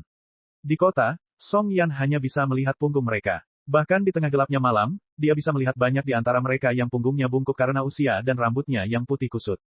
Para pejuang ini adalah orang-orang yang telah tersingkir dari memasuki istana surgawi. Meski begitu, mereka tetap diam-diam dan dengan patuh terus melindungi warga manusia. Mata Song yang sudah memerah. Di matanya, orang-orang ini seperti tembok baja yang berdiri tegak dan bangga, terikat oleh keyakinan dan kewajiban mereka. Mereka adalah pejuang sejati. Ketika orang-orang kudus tiba, mereka tidak memiliki kualifikasi untuk melawan mereka. Ini karena di depan sebuah batu besar, telur bukanlah apa-apa. Mencoba untuk terburu-buru tidak akan berarti apa-apa selain debu dan kematian. Namun sekarang, menghadapi gelombang monster yang memusnahkan ini, waktu bagi mereka untuk berperang telah mendekat. Ini, kemungkinan besar akan menjadi pertarungan terakhir dalam hidup mereka. Dalam menghadapi kematian yang akan segera terjadi, para pejuang ini luar biasa tenang, seolah-olah saat ini yang mereka hadapi bukanlah gelombang besar yang menghancurkan semua kehidupan, tetapi hari-hari damai di mana mereka berkumpul kembali dengan keluarga mereka, di mana mereka dapat duduk bersama, dan memandangi matahari terbenam. Hari ini, kita bertarung. Di atas tembok kota, komandan penjaga tua itu menggenggam pedang panjang dan meneriakkan deklarasi pertempurannya. Meski pernyataannya hanya 3 kata, itu sudah lebih dari cukup. Ya, sebagai seorang pejuang, bahkan seorang pejuang yang telah tersingkir, mereka tetap memiliki misi hidup dan kejayaannya sendiri. Itu, untuk bertarung. Di saat-saat berbahaya ketika ras mereka menghadapi kehancuran, nasib seorang pejuang tidak seharusnya mati secara menyedihkan di bawah penindasan musuh-musuh mereka, tetapi mati secara heroik di medan perang berpasir. Di belakang mereka, warga galaksi Dewa Api sudah mulai berjalan menuju tembok kota. Ada yang memeluk anak-anaknya dan ada pula yang berlutut untuk mencium bumi. Hutan belantara ini adalah tanah yang mereka pelihara dengan keringat mereka, tempat mereka menanam benih harapan. Jika mereka harus mati di sini, biarkan darah mereka mengairi tanah ini. Mengaum, mengaum, mengaum, binatang iblis yang menutupi langit telah bergegas menuju tembok kota. Bagi binatang buas yang kuat ini, tembok kota setinggi 200 kaki hanya berjarak 1 lompatan saja. Selain itu, langit dipenuhi dengan sejumlah besar binatang pembunuh. Kecepatan mereka beberapa kali lebih cepat dari tuan manusia yang ada. Pembantaian akan segera dimulai. Darah Song yang mulai mendidih karena panas. Dia mengambil senjatanya yang kasar dan sederhana dan hendak terbang ke atas. Namun saat ini, istrinya tiba-tiba menariknya kembali. Huyer, apa yang kamu lakukan? Dia mengira istrinya ingin menghentikannya, tetapi dia melihat istrinya mengulurkan tangan dan menunjuk ke langit. Ayan, kamu, menurutmu itu apa? Di langit malam yang dalam, bulan darah menggantung tinggi di udara. Dan di depan bulan darah itu, bayangan hitam besar muncul. Bayangan itu membentangkan sayapnya, tampak seperti dewa iblis malam. Itu adalah naga hitam. Dokter Naga, Song Yan sangat terkejut. Raum, naga hitam mengangkat kepalanya, satu tanduknya menjorok ke langit. Kemudian, ia mengeluarkan suara gemuruh. Raungan agung ini bergema di seluruh dunia, membawa serta tekanan mengerikan yang menghantam langit tertinggi dan menembus langit berbintang. Di dalam kota, semua orang linglung. Banyak dari mereka memandang ke langit. Ini adalah tekanan dari Sovereign Beast. Setiap orang dapat dengan jelas merasakan bahwa karena auman naga hitam ini, gelombang monster yang awalnya berada di luar gerbang kota tiba-tiba membeku di jalurnya. Binatang buas yang tak terhitung jumlahnya jatuh ke tanah karena momentumnya, dan beberapa dari mereka menabrak tembok kota. Kemudian, terlepas dari luka apa yang mereka derita dalam kekacauan dan kebingungan, setiap binatang menarik diri mereka sendiri dan kemudian jatuh ke tanah, bersujud. Di bawah tekanan ini, mereka semua gemetar. Seekor naga hitam mengaum ke bulan, semua binatang tunduk dan tunduk. Para penjaga di tembok kota tidak tahu harus berbuat apa. Apa naga hitam ini? Kemudian, mereka semua terkejut saat mengetahui bahwa gelombang monster mulai surut. Mata merah darah dari binatang buas itu kini tampak tertutupi oleh rasa takut dan kagum. Merangkak dengan perut mereka, mereka secara bertahap dan hati-hati kembali ke hutan, menghilang ke dalam kegelapan. Semuanya kembali tenang. Tidak ada yang tersisa selain angin liar dari hutan belantara yang menyapu tanah, mengingatkan semua orang akan apa yang baru saja terjadi. Bab 2015, Senyuman Takdir. Apa yang telah terjadi? Bajingan, bersiaplah untuk bertempur. Jauh di atas langit, ras suci istana surgawi telah mengalami kekacauan. Bagi mereka, gelombang besar yang meletus di luar kota manusia tanpa nama hanyalah masalah kecil yang tidak layak untuk dipedulikan. Tapi, raungan naga hitam yang menakutkan itu membawa tekanan mengerikan yang melanda benteng mereka. Mereka bisa merasakan betapa hebatnya itu. Istana Surgawi menggigil. Ketika kapal-kapal roh para pionir, ras suci ini hendak mencapai Istana Surgawi, mereka semua terhempas dan terguling-guling oleh badai yang dahsyat. Bajingan, apa yang terjadi? Seorang pemimpin pionir suci bermata satu berteriak, marah. Karena guncangan dan jatuhnya kapal roh tadi, sejumlah batu berkualitas tinggi yang mengandung energi alam semesta liar telah jatuh ke lantai. Dia mengira salah satu bawahannya telah salah mengoperasikan kapal roh dan menabrak semacam meteor. Namun, sebelum dia bisa terus mengumpat, dia tiba-tiba terdiam. Matanya membelalak saat dia melihat di depan haluan kapal roh mereka, beberapa mil jauhnya, kepala naga hitam raksasa menyembul dari awan tebal. Ini, pemimpin perintis itu benar-benar linglung. Tapi saat ini, samar-samar dia bisa melihat bahwa yang berdiri tepat di samping tanduk naga hitam adalah seorang pria berpakaian hitam. Di belakang pria berpakaian hitam ini ada tiga pria lain dengan pakaian serupa. Seolah-olah mereka menganggap pria ini sebagai pemimpin mereka. Astaga, ketiga pria itu meluncur dari kepala naga dan menghantam istana surgawi milik ras suci. Kecepatan ketiga pria ini dengan cepat mencapai batasnya saat mereka menembak ke arah ras suci istana surgawi seperti anak panah. Dibandingkan dengan ras suci raksasa istana surgawi, sosok mereka tampak sekecil serangga. Namun, saat mereka menghilang ke dalam pelindung istana surgawi, ledakan raksasa terdengar di langit beberapa saat kemudian. Aliran energi yang keluar dari ledakan bukanlah api, melainkan arus energi hitam yang kacau balau. Tidak peduli apapun energi kekacauan yang mengerikan ini, ia akan langsung menguap menjadi abu. Melihat hal ini terjadi dengan mata mereka, beberapa seniman bela diri suci bergegas ke depan, ingin membunuh ketiga orang misterius ini. Tapi mereka terseret ke dalam energi hitam itu dan segera menghilang. Dari ujung kepala sampai ujung kaki, tidak ada setetes pun darah yang tersisa. Tubuh mereka tidak hancur melainkan meleleh seperti butiran salju yang jatuh ke dalam air mendidih. Adegan ini membuat para pionir suci saling berjatuhan. Mereka ingin melarikan diri, tetapi mereka melihat banyak kapal roh suci lainnya juga ingin melarikan diri. Di dalam pasukan orang-orang kudus terdapat hierarki yang ketat. Ukuran dan warna kapal roh mewakili pangkatnya dan siapa yang menaikinya. Para pionir suci ini tanpa daya menyaksikan bahkan kapal roh Raja Dunia mulai terbang menjauh, jadi mengapa mereka harus menunggu. Namun, saat mereka ingin melarikan diri, mereka melihat kapal roh yang bergegas menjauh dari istana surgawi tiba-tiba menghantam medan kekuatan tak kasat mata yang berjarak beberapa ratus mil jauhnya. Bang! Medan gaya bergetar dan rune yang tak terhitung jumlahnya berkilauan menghilang. Kemudian, sesuatu yang mengerikan terjadi yang membuat semua orang bercucuran keringat. Kapal roh yang menabrak medan gaya semuanya pecah sebelum langsung meledak. Ketiga pria misterius itu menghalangi langit. Energi mistis tersapu, menguapkan segalanya. Semua yang menaiki kapal roh, apakah mereka Holy Lord, World King, atau Great World King, semuanya langsung terbunuh. Melihat hal ini, para pionir suci menjadi panik. Bagi mereka, Raja Dunia dan Raja Dunia Agung adalah karakter agung yang biasanya tidak pernah mereka lihat. Tapi sekarang mereka semua dibunuh berbondong-bondong, seolah-olah mereka hanyalah semut yang diinjak. Pada saat inilah semua orang menyadari bahwa planet ini telah dikelilingi oleh medan gaya yang menyelimuti semua orang. Tidak ada yang bisa melarikan diri. Pada saat ini, hantu kelabang raksasa berwarna merah darah melonjak ke udara dari istana surgawi ras suci. Kelabang berwarna merah darah ini memiliki panjang 1000 mil dan memiliki dua baris cakar yang sangat tajam dan tebal. Saat kelabang darah ini muncul, tekanan mengerikan menyembur dalam gelombang, menarik semua seniman bela diri suci yang hadir. Totem esensi astral kelabang darah, itu adalah simbol kelabang darah Empyrean setelah dia menjalani metamorfosisnya. Seorang seniman bela diri suci berteriak, semangatnya tiba-tiba meningkat. Kelabang darah adalah variasi garis keturunan yang langka di antara para Saint, dan kelabang darah Empyrean yang menjaga galaksi Dewa Api adalah seseorang yang memiliki garis keturunan ini. Namun sebelum para seniman bela diri suci itu bisa bersorak, naga hitam yang panjangnya lebih dari 1000 mil itu tiba-tiba meraung keras dan kemudian melemparkan dirinya ke arah hantu kelabang darah raksasa itu. Seperti elang yang menangkap ular, ia mencengkeram cakarnya di sekitar kelabang darah itu.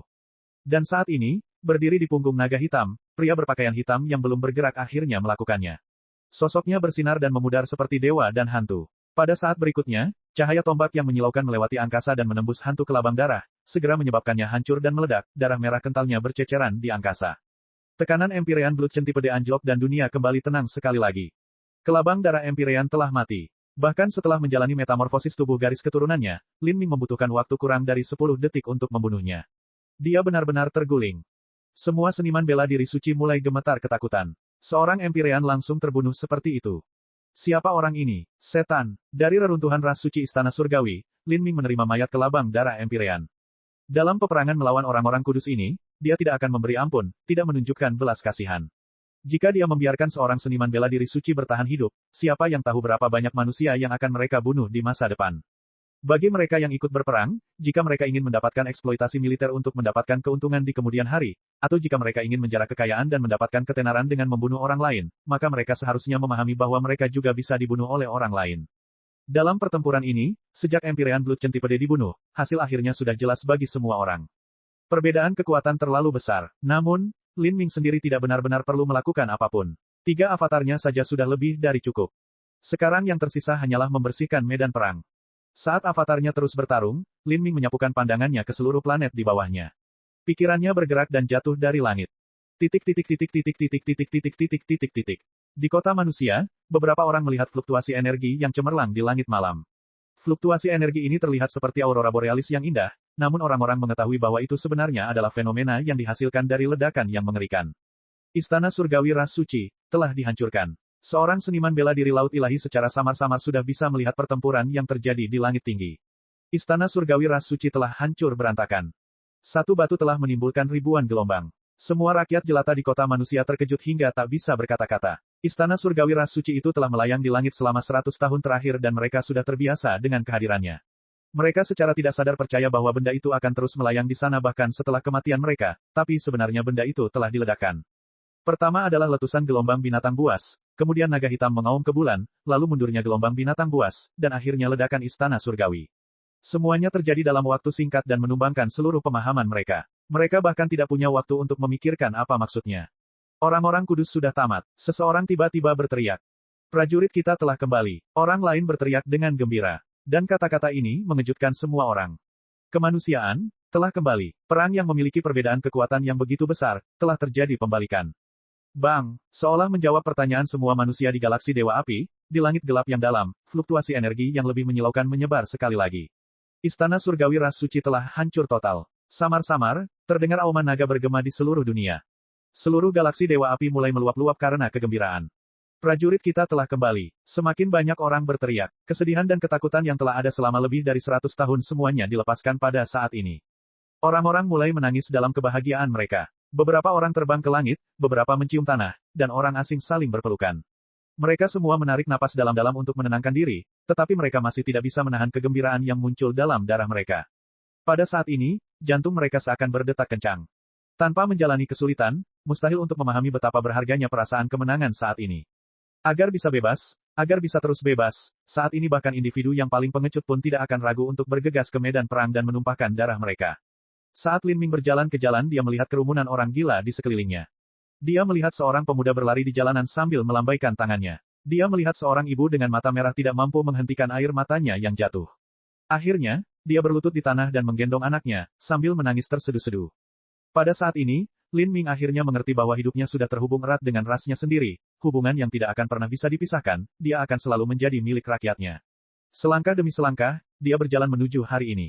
Dia bangga bisa berjuang demi kelangsungan rasnya. Di tengah kerumunan yang hiruk-pikuk, perilaku tenang Lin Ming menonjol dari yang lain. Dia diam-diam berjalan melewati kerumunan orang dan perlahan menuju rumah keluarga. Ini adalah keluarga beranggotakan 5 orang. Di zaman di mana api dan kekacauan perang berkobar di seluruh negeri, sungguh luar biasa bahwa mereka bisa menjamin kehidupan seluruh keluarga mereka hingga saat ini. Song Yan dan istrinya memeluk anak-anak mereka, air mata panas mengalir di wajah mereka. Kemudian, mereka melihat seorang pemuda berpakaian hitam melangkah di depan tenda mereka. Pemuda ini jelas-jelas berjalan di jalanan tetapi sepertinya dia benar-benar terisolasi dari dunia, seolah-olah dia telah berjalan dari ujung sungai waktu yang paling dalam. Song Yan terkejut. Song Yan punya tebakan samar di hatinya, tapi dia tidak bisa memastikannya. Ada banyak orang seperti Song Yan di galaksi Dewa Api dan banyak dari mereka menjalani kehidupan yang jauh lebih menyedihkan daripada dia. Tapi, ketika Lin Ming menggunakan akal ilahi untuk menutupi seluruh galaksi Dewa Api, dia sebenarnya memberikan perhatian khusus pada Song Yan. Ini karena putra Song Yang yang berusia 12 tahun. Lin Ming secara tidak sengaja menemukan bahwa anak ini memiliki bakat yang sangat tinggi dalam mengembangkan jalur bela diri. Jika dikombinasikan dengan sifat keras kepala dan karakter moral yang teguh, dia hanyalah seseorang yang dilahirkan untuk hidup dan bernafas dalam seni bela diri.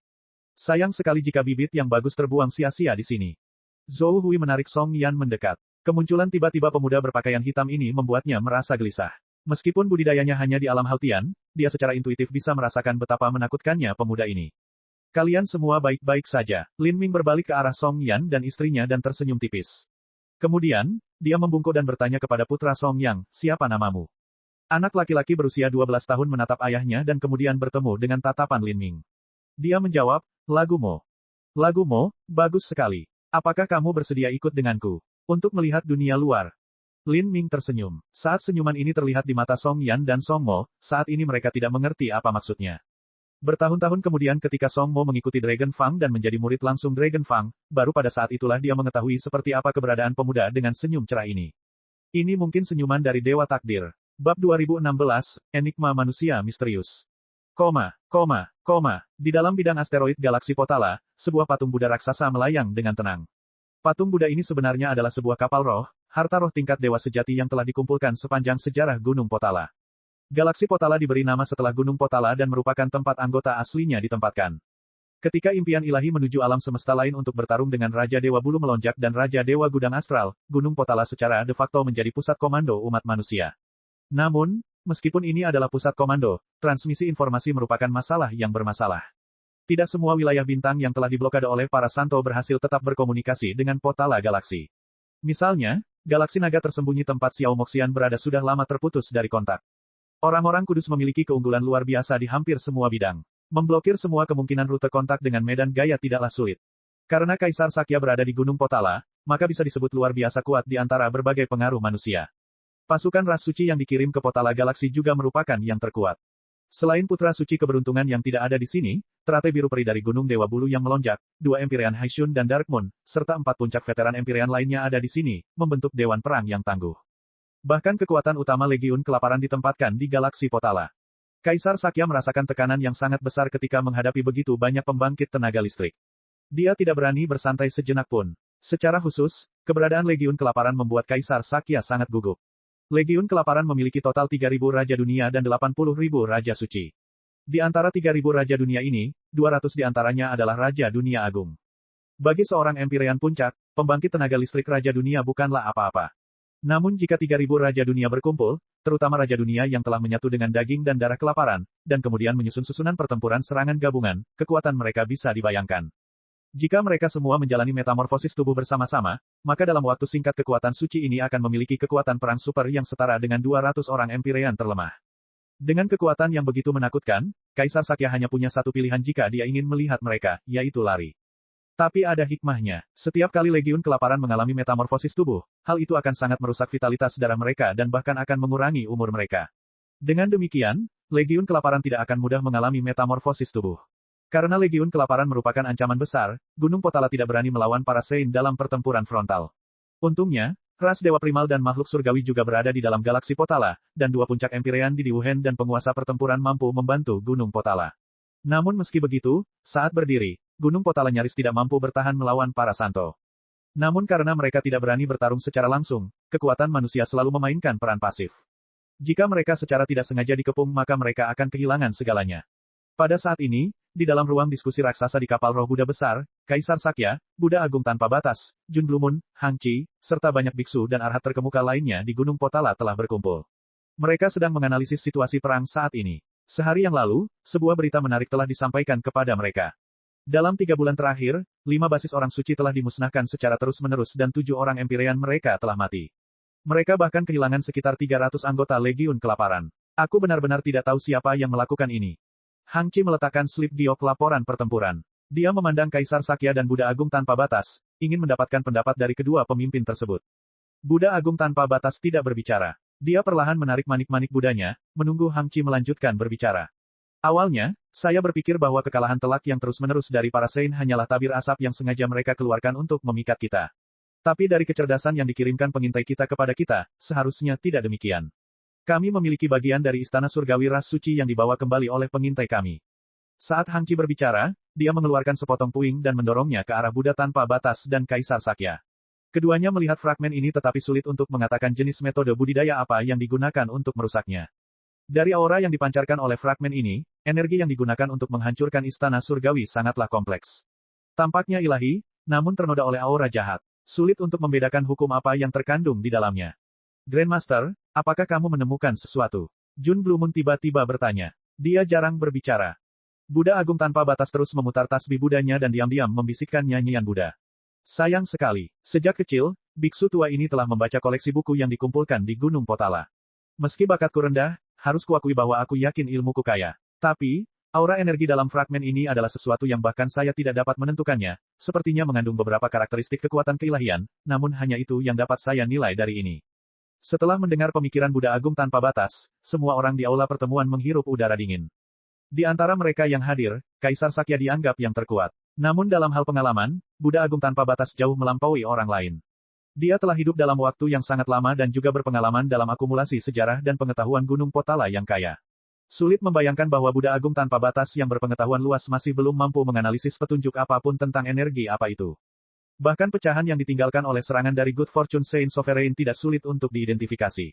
Hal ini karena tidak peduli seberapa kuat Good Fortune Saint Sovereign, kekuatannya terutama berasal dari esensi astral, kekuatan salah satu dari 3 sistem budidaya besar di dunia. Ini benar-benar terasa aneh. Hang Qi penasaran siapa orang misterius ini. Namun, seseorang tidak dapat menyalahkan Buddha Agung tanpa batas karena tidak mampu menganalisis sesuatu yang konkret dari fragmen ini.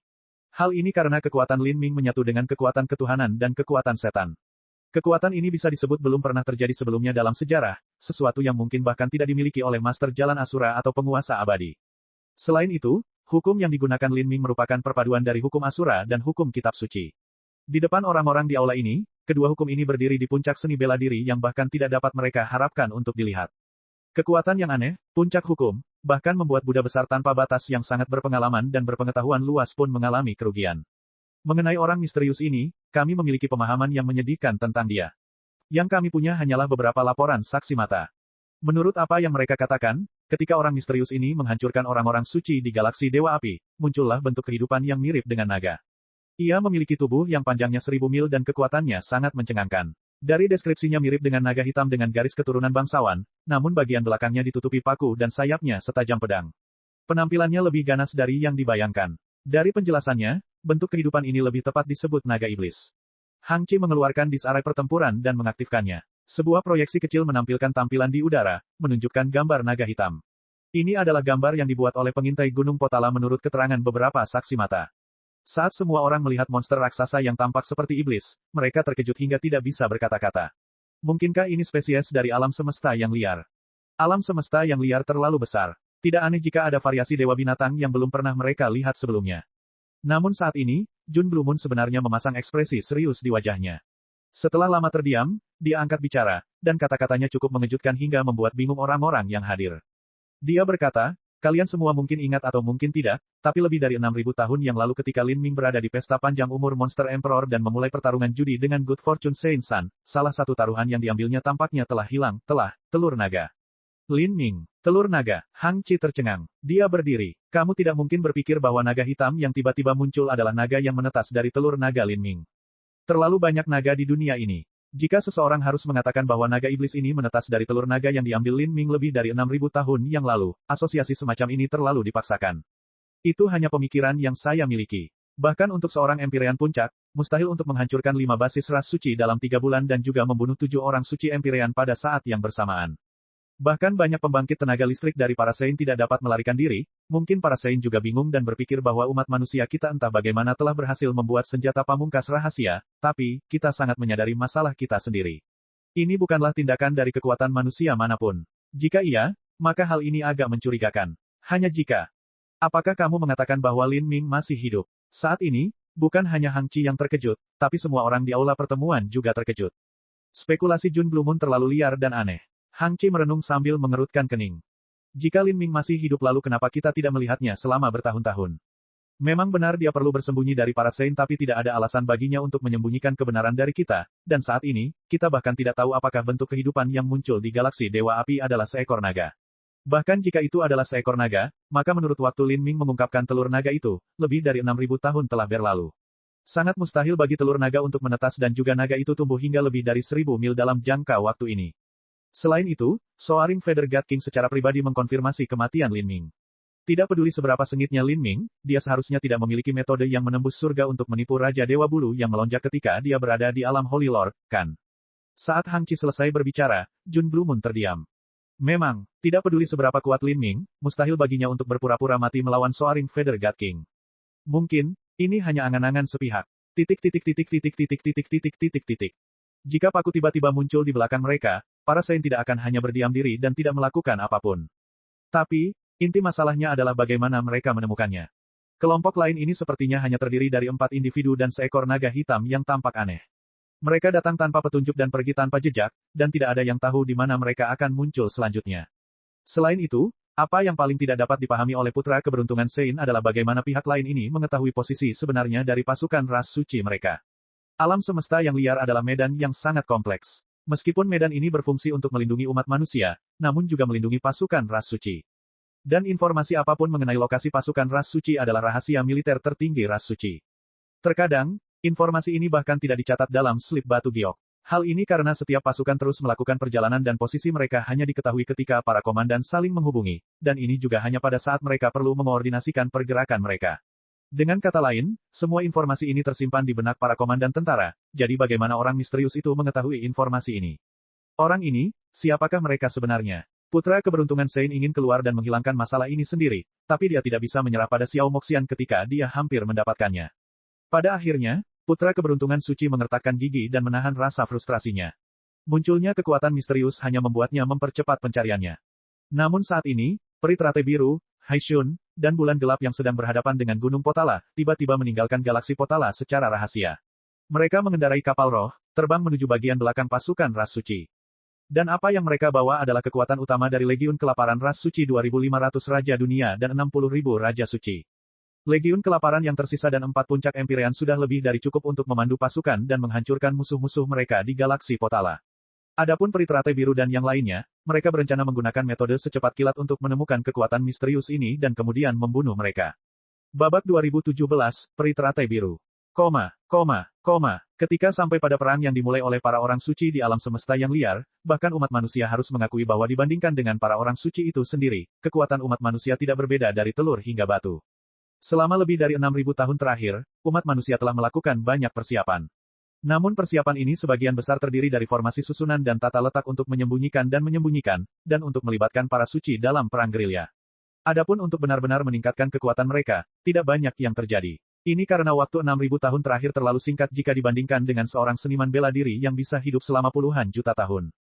Namun, seiring dengan semakin kuatnya manusia, para suci juga menjadi semakin kuat.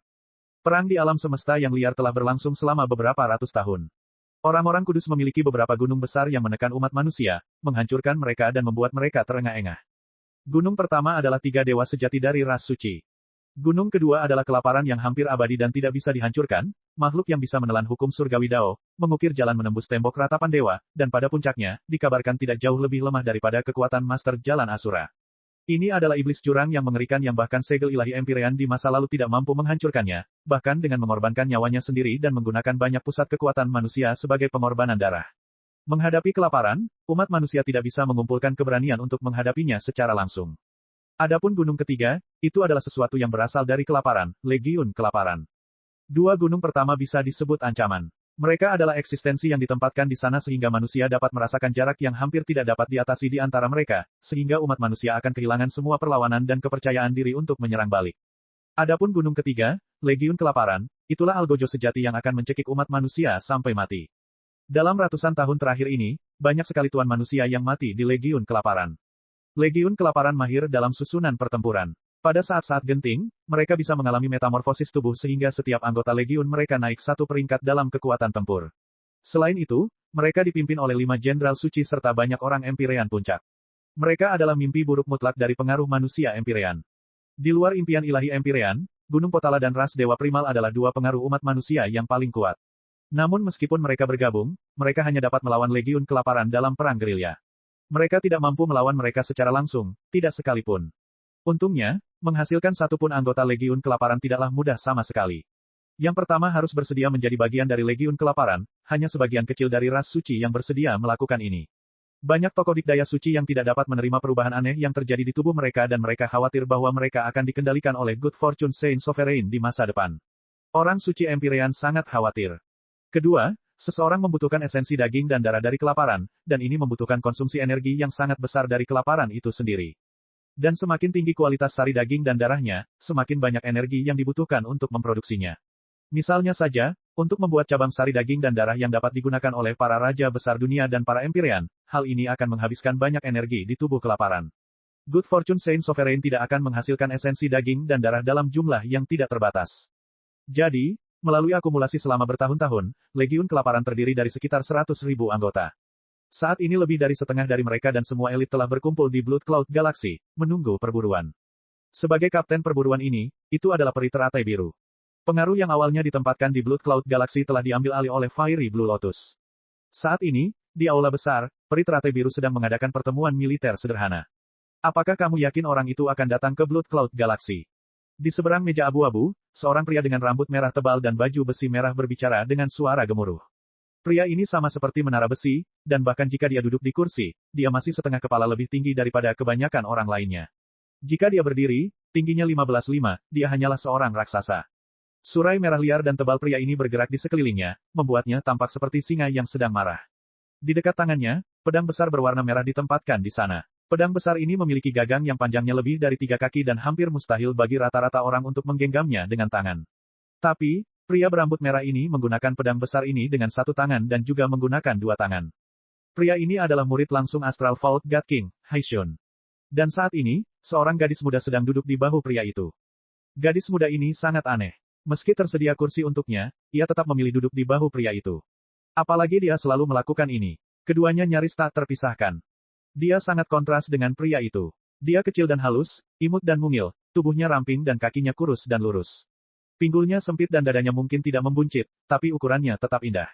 Wajahnya juga mendekati kesempurnaan. Dibandingkan dengan gadis ras suci pada umumnya, dia jauh lebih pendek. Saat dia mengenakan pakaian Viridian dan satu set baju perang yang sangat bagus, dia tampak seperti peri dari gambar, mistis dan spiritual. Gadis muda ini adalah adik perempuan Haishun, Dark Moon. Keduanya dianggap sebagai elit muda dari ras suci. Meskipun bakat mereka lebih rendah daripada peri teratai biru, mereka terampil dalam menggabungkan serangan mereka. Begitu mereka bergabung, bahkan peri teratai biru pun akan kesulitan melawan mereka. Tidak ada cara bagi saya untuk benar-benar yakin, tapi kami tidak punya pilihan lain. Peri teratai biru dengan lembut menunjuk pada disarai di depannya. Kemudian, di depan mereka, proyeksi peta luar angkasa lengkap muncul. Pangkalan galaksi terakhir yang dihancurkan orang misterius ini adalah galaksi Irama kuno. Galaksi Irama kuno memiliki 5 galaksi tetangga yang berbatasan dengannya, namun hanya galaksi yang merah dan galaksi jangkrik emas yang baru-baru ini melakukan operasi militer yang berkoordinasi dengan galaksi Irama kuno pada bulan lalu. Banyak pengaruh Empyrean yang posisinya berubah saat mereka melanjutkan pencarian. Jika saya adalah orang misterius ini maka saya akan memilih galaksi terdekat. Hal ini untuk mencegah terjadinya adegan di mana musuh sudah menghilang pada saat saya tiba. Sedangkan untuk galaksi yang merah dan galaksi jangkrik emas, galaksi merah yang memiliki kekuatan militer yang lebih besar secara keseluruhan dan para Empyrean mereka juga lebih kuat. Menurut pemahaman sederhana saya terhadap orang misterius ini, dia sangat percaya diri dengan kekuatannya sendiri. Selain itu, tujuannya tampaknya adalah untuk menimbulkan kekacauan sebanyak mungkin dalam waktu sesingkat mungkin. Jika demikian, maka dia harus pergi menuju tempat di mana terdapat lebih banyak orang dan orang yang lebih kuat. Galaksi yang merah dan galaksi jangkrik emas saling berdekatan. Baru saja, saya sudah meminta orang-orang dari Blood Cloud Galaxy menghubungi Empyrean Blue Cosmos di Red Yang Galaxy sehingga dia mengetahui koordinat kami di Blood Cloud Galaxy. Saya yakin dalam beberapa hari, orang misterius itu akan muncul di galaksi yang merah dan menghancurkan markas kita di sana. Setelah itu, dia akan menggunakan metode khusus yang dia gunakan untuk mendapatkan informasi mengenai posisi kita. Setelah itu, mustahil baginya untuk membiarkan potongan besar lemak yaitu Blood Cloud Galaxy lolos. Lagi pula, di antara galaksi-galaksi tetangga, galaksi ini adalah galaksi yang memiliki kekuatan ras paling suci yang berkumpul. Dengan keyakinannya, saya yakin dia tidak akan membuat pilihan lain. Satu-satunya hal yang saya tidak mengerti sekarang adalah metode apa yang dia gunakan untuk mendapatkan informasinya. Untuk mencari jiwa seorang Empyrean yang memiliki lautan spiritual yang sangat kuat tidaklah mudah sama sekali. Peri Blue Lotus dengan tenang mengungkapkan rencananya, dan rencana ini membuat mereka yang mendengarnya ketakutan. Apakah kamu mengatakan bahwa kamu akan mengorbankan pasukan kita di Galaksi Merah Yang? Haishun mengerutkan kening. Terkadang pengorbanan diperlukan dalam perang. Namun, peri teratai biru telah berbicara dengan sikap acuh tak acuh yang begitu dingin, sampai-sampai hal itu tampak wajar baginya. Kata-kata dan nadanya membuat Haishun merasa tidak nyaman. Dan memang benar, peri teratai biru yang berdarah dingin adalah komandan yang paling memenuhi syarat untuk memimpin medan perang. Perang tidak pernah tentang cita-cita atau kebajikan atau keadilan, namun merupakan pembantaian yang menggunakan cara-cara yang paling brutal dan tercela, di mana seseorang menggunakan segala cara untuk menang. Kami tidak punya pilihan lain. Saya juga berpikir untuk mengerahkan pasukan kami ke Galaksi Merah Yang, tetapi kami tidak punya waktu. Kami hanya bisa mengorbankan Galaksi Merah Yang agar mereka bisa berusaha memberi kami lebih banyak waktu. Meskipun tindakan ini mungkin terlihat tidak berperasaan dan brutal, kalian semua harus sadar bahwa jika kita tidak menyingkirkan orang misterius itu sesegera mungkin maka kerugian yang dialami pasukan kita akan semakin besar. Baiklah, Haishun menggelengkan kepalanya, tidak bisa berkata-kata. Bulan gelap terkikik. Apa yang dikatakan adik perempuan Blue Lotus itu benar. Tapi, apakah kamu yakin Legiun Kelaparan bisa membunuhnya? Tidak ada yang mutlak di dunia ini. Saya hanya bisa mengatakan bahwa peluang kami sangat tinggi. Saya memperkirakan orang misterius ini memiliki kekuatan mendekati alam ketuhanan sejati. Jika demikian, maka puncak Empyrean tidak bisa berbuat apa-apa padanya. Bahkan jika kita mengumpulkan 4 puncak Empyrean selain diri kita sendiri, meskipun kita bisa bergabung dan mengalahkannya, kita tidak bisa mencegahnya melarikan diri. Apakah kamu yakin dia bukan dewa sejati? Darkmoon bertanya dengan penuh minat. Kemungkinannya kecil. Peri Blue Lotus menggelengkan kepalanya. Di 33 surga, jumlah dewa sejati terlalu sedikit. Kami para orang suci mengendalikan 7 surga dan dalam beberapa ratus juta tahun terakhir, kami hanya memiliki 3 dewa sejati yang muncul di barisan kami. Sedangkan bagi manusia dengan satu alam semesta, sungguh luar biasa bahwa mereka dapat memiliki satu keilahian sejati dalam mimpi ilahi. Agar keilahian sejati lainnya muncul, dan juga yang datang entah dari mana, ini adalah kemungkinan yang hampir mustahil. Ini adalah alasan pertama. Alasan kedua adalah perang di alam liar ini telah berlangsung selama beberapa ratus tahun, namun lawan ini baru muncul sekarang. Ini adalah bukti terbesar bahwa dia bukanlah pembangkit tenaga listrik tingkat dewa sejati.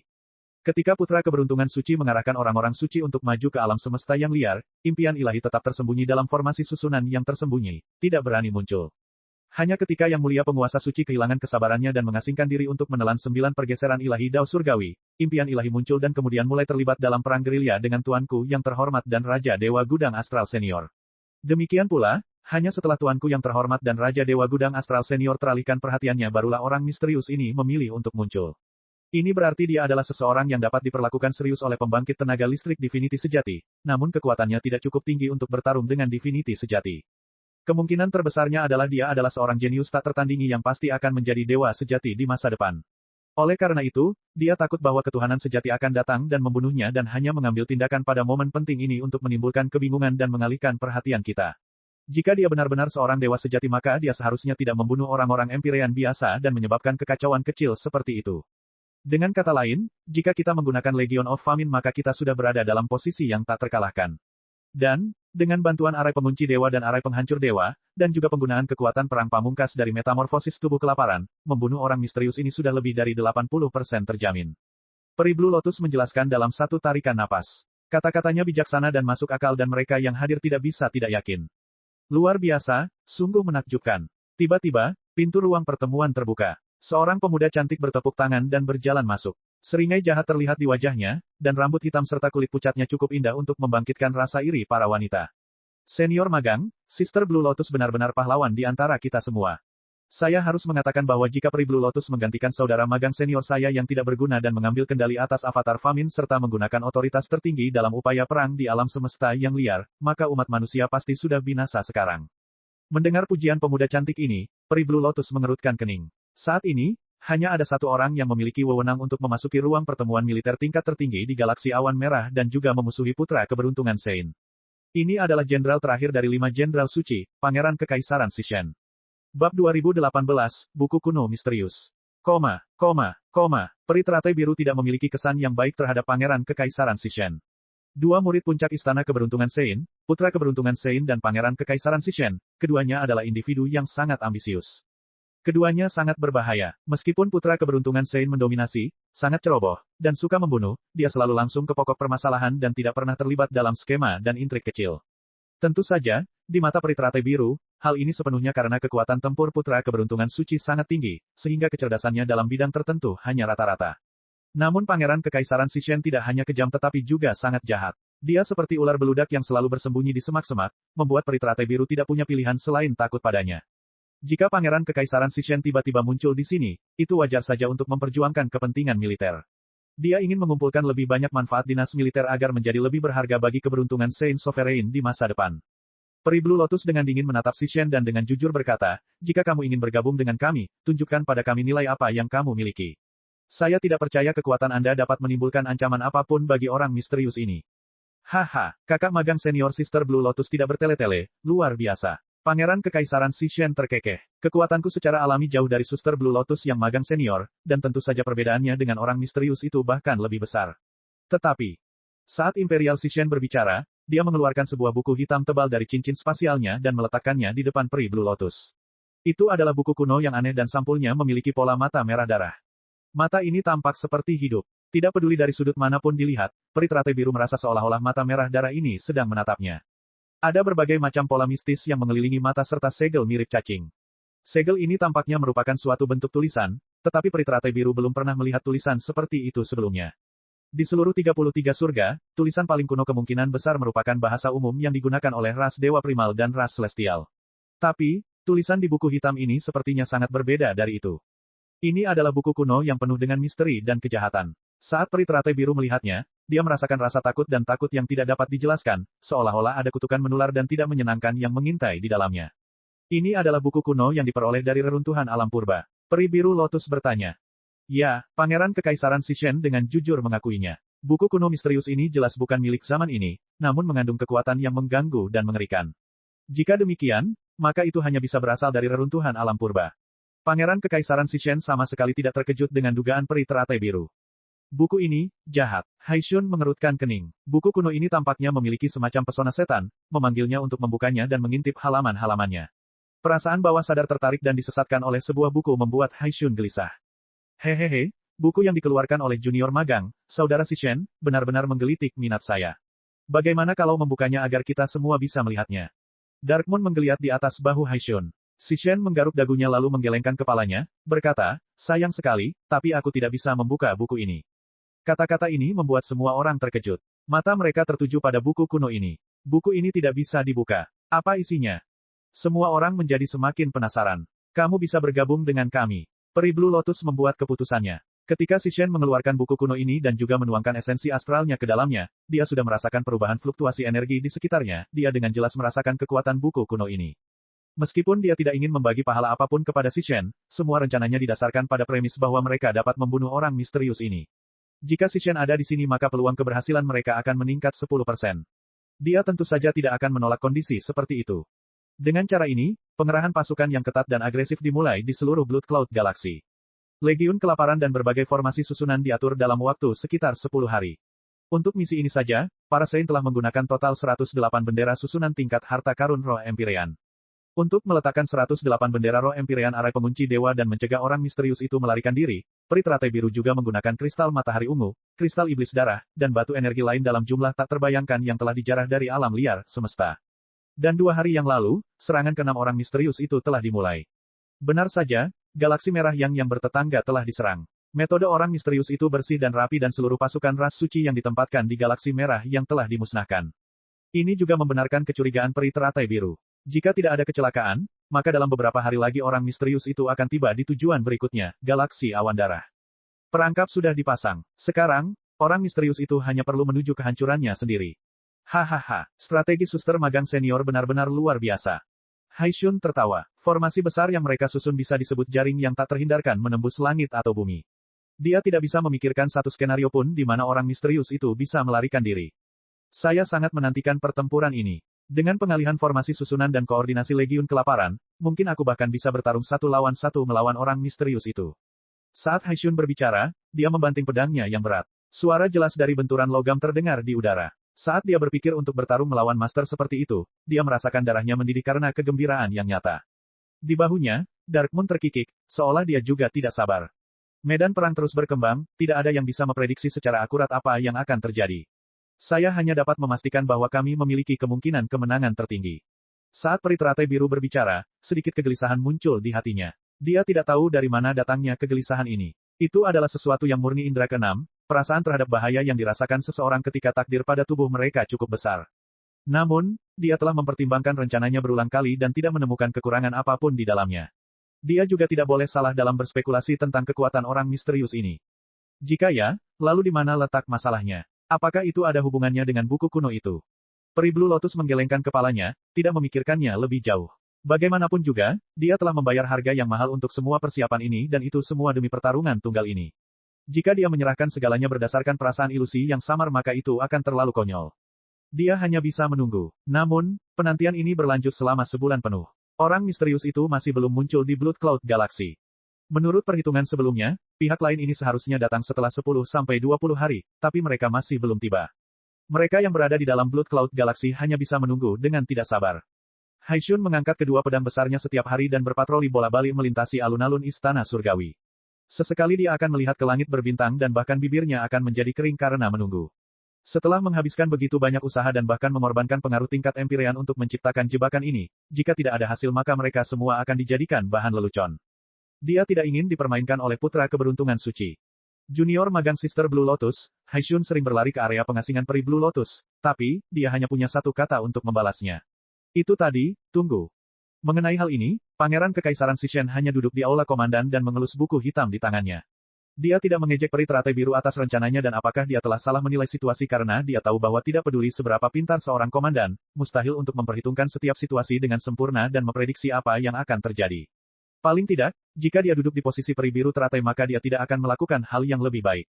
Namun, perlahan-lahan, setelah peri teratai biru meninggalkan galaksi Potala, susunan pasukan penyembunyi yang ditinggalkannya mulai menimbulkan kecurigaan Kaisar Sakya. Para biksu di Gunung Potala sering berdoa kepada Buddha dan menjalani kehidupan sederhana, mereka tidak unggul dalam urusan perang.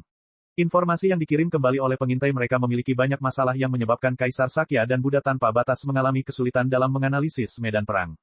Meskipun banyak biksu percaya bahwa benteng-benteng tersebut telah dikosongkan, mereka juga khawatir bahwa kebenarannya adalah para orang suci telah memasang jebakan sehingga mereka dapat masuk ke dalamnya.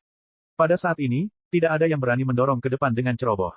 Kalau tidak, jika ada satu kesalahan dalam penilaian maka kehancuran total bisa saja terjadi. Hanya dalam satu hari Kaisar Sakya sendirian menyerbu ke wilayah yang dikuasai oleh para suci. Ini bisa disebut tindakan seorang pria yang berani dan juga percaya pada kemampuannya sendiri. Hanya dengan dirinya sendiri dia mempunyai kebebasan untuk datang dan pergi sesuka hatinya. Bahkan jika dia masuk ke dalam jebakan rumit yang dibuat oleh para Saint, dia yakin dia bisa mundur. Sebagai hasilnya, dia menemukan bahwa Legiun Kelaparan, serta para komandan ras suci seperti peri Blue Lotus, Haishun, dan Darkmoon, telah lama menghilang dari posisi mereka. Kaisar Sakya mengobarkan perang besar di perkemahan orang suci dan bahkan memanggil pasukan Gunung Potala dan ras dewa utama untuk datang membantunya. Namun saat ini, sisa-sisa pasukan suci yang kalah melewati rangkaian transmisi yang telah disiapkan sebelumnya dan melarikan diri. Meskipun umat manusia berhasil dalam pertempuran ini, mereka sebenarnya tidak berhasil membunuh banyak orang. Melihat pemandangan seperti itu, Kaisar Sakya merasakan jantungnya berdebar kencang. Sampah ras suci ini, bagaimana mereka bisa keluar dari area ini? Pertempuran Sovereign Tubagui terkutuk. Ras dewa dan ras surgawi telah berkoordinasi dengan Gunung Potala sebelumnya dan bersiap untuk datang dengan bantuan. Setelah ditekan oleh para Saint selama bertahun-tahun dan tidak mempunyai kesempatan untuk bernapas, mereka akhirnya berhasil melakukan serangan balik setelah mengalami banyak masalah. Namun, saat tinju mereka hanya mengenai udara, hal ini membuat Tubagui merasa tidak enak badan.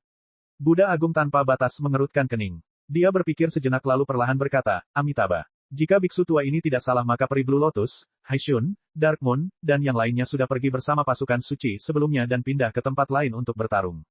Jika ada sesuatu yang mereka anggap serius, kemungkinan besar itu adalah dermawan misterius kita yang muncul di lini belakang mereka. Kata-kata Great Limitless Buddha membuat mereka semua merasa kedinginan. Terhadap sekutu yang muncul entah dari mana, mereka penasaran sekaligus bersyukur. Berkat sekutu misterius yang mengalihkan perhatian para Saint, umat manusia telah diberikan waktu istirahat. Tetapi jika Legiun Kelaparan berbalik, lalu bagaimana mungkin sekutu ini, apakah itu satu orang atau beberapa orang, bisa berharap untuk melawan orang-orang suci? Ini adalah Legiun Kelaparan. Apalagi satu orang, bahkan jika keseluruhan Gunung Potala dan semua muridnya dikepung oleh Legiun Kelaparan, kehancuran total adalah sebuah kemungkinan. Kita harus memberitahunya. Namun saat Tubagui mengucapkan kata-kata ini, dia menyadari betapa konyolnya kata-kata itu. Mereka tidak tahu siapa orang misterius ini dan dia juga berada ribuan triliun mil jauhnya, bagaimana mungkin mereka berharap untuk menghubunginya. Untuk sementara waktu, pusat kekuatan manusia tidak tahu harus berbuat apa. Semua kebahagiaan mereka sebelumnya telah memudar. Sekarang, mereka hanya bisa menatap tanpa daya ketika orang misterius ini bertabrakan dengan Legiun Kelaparan.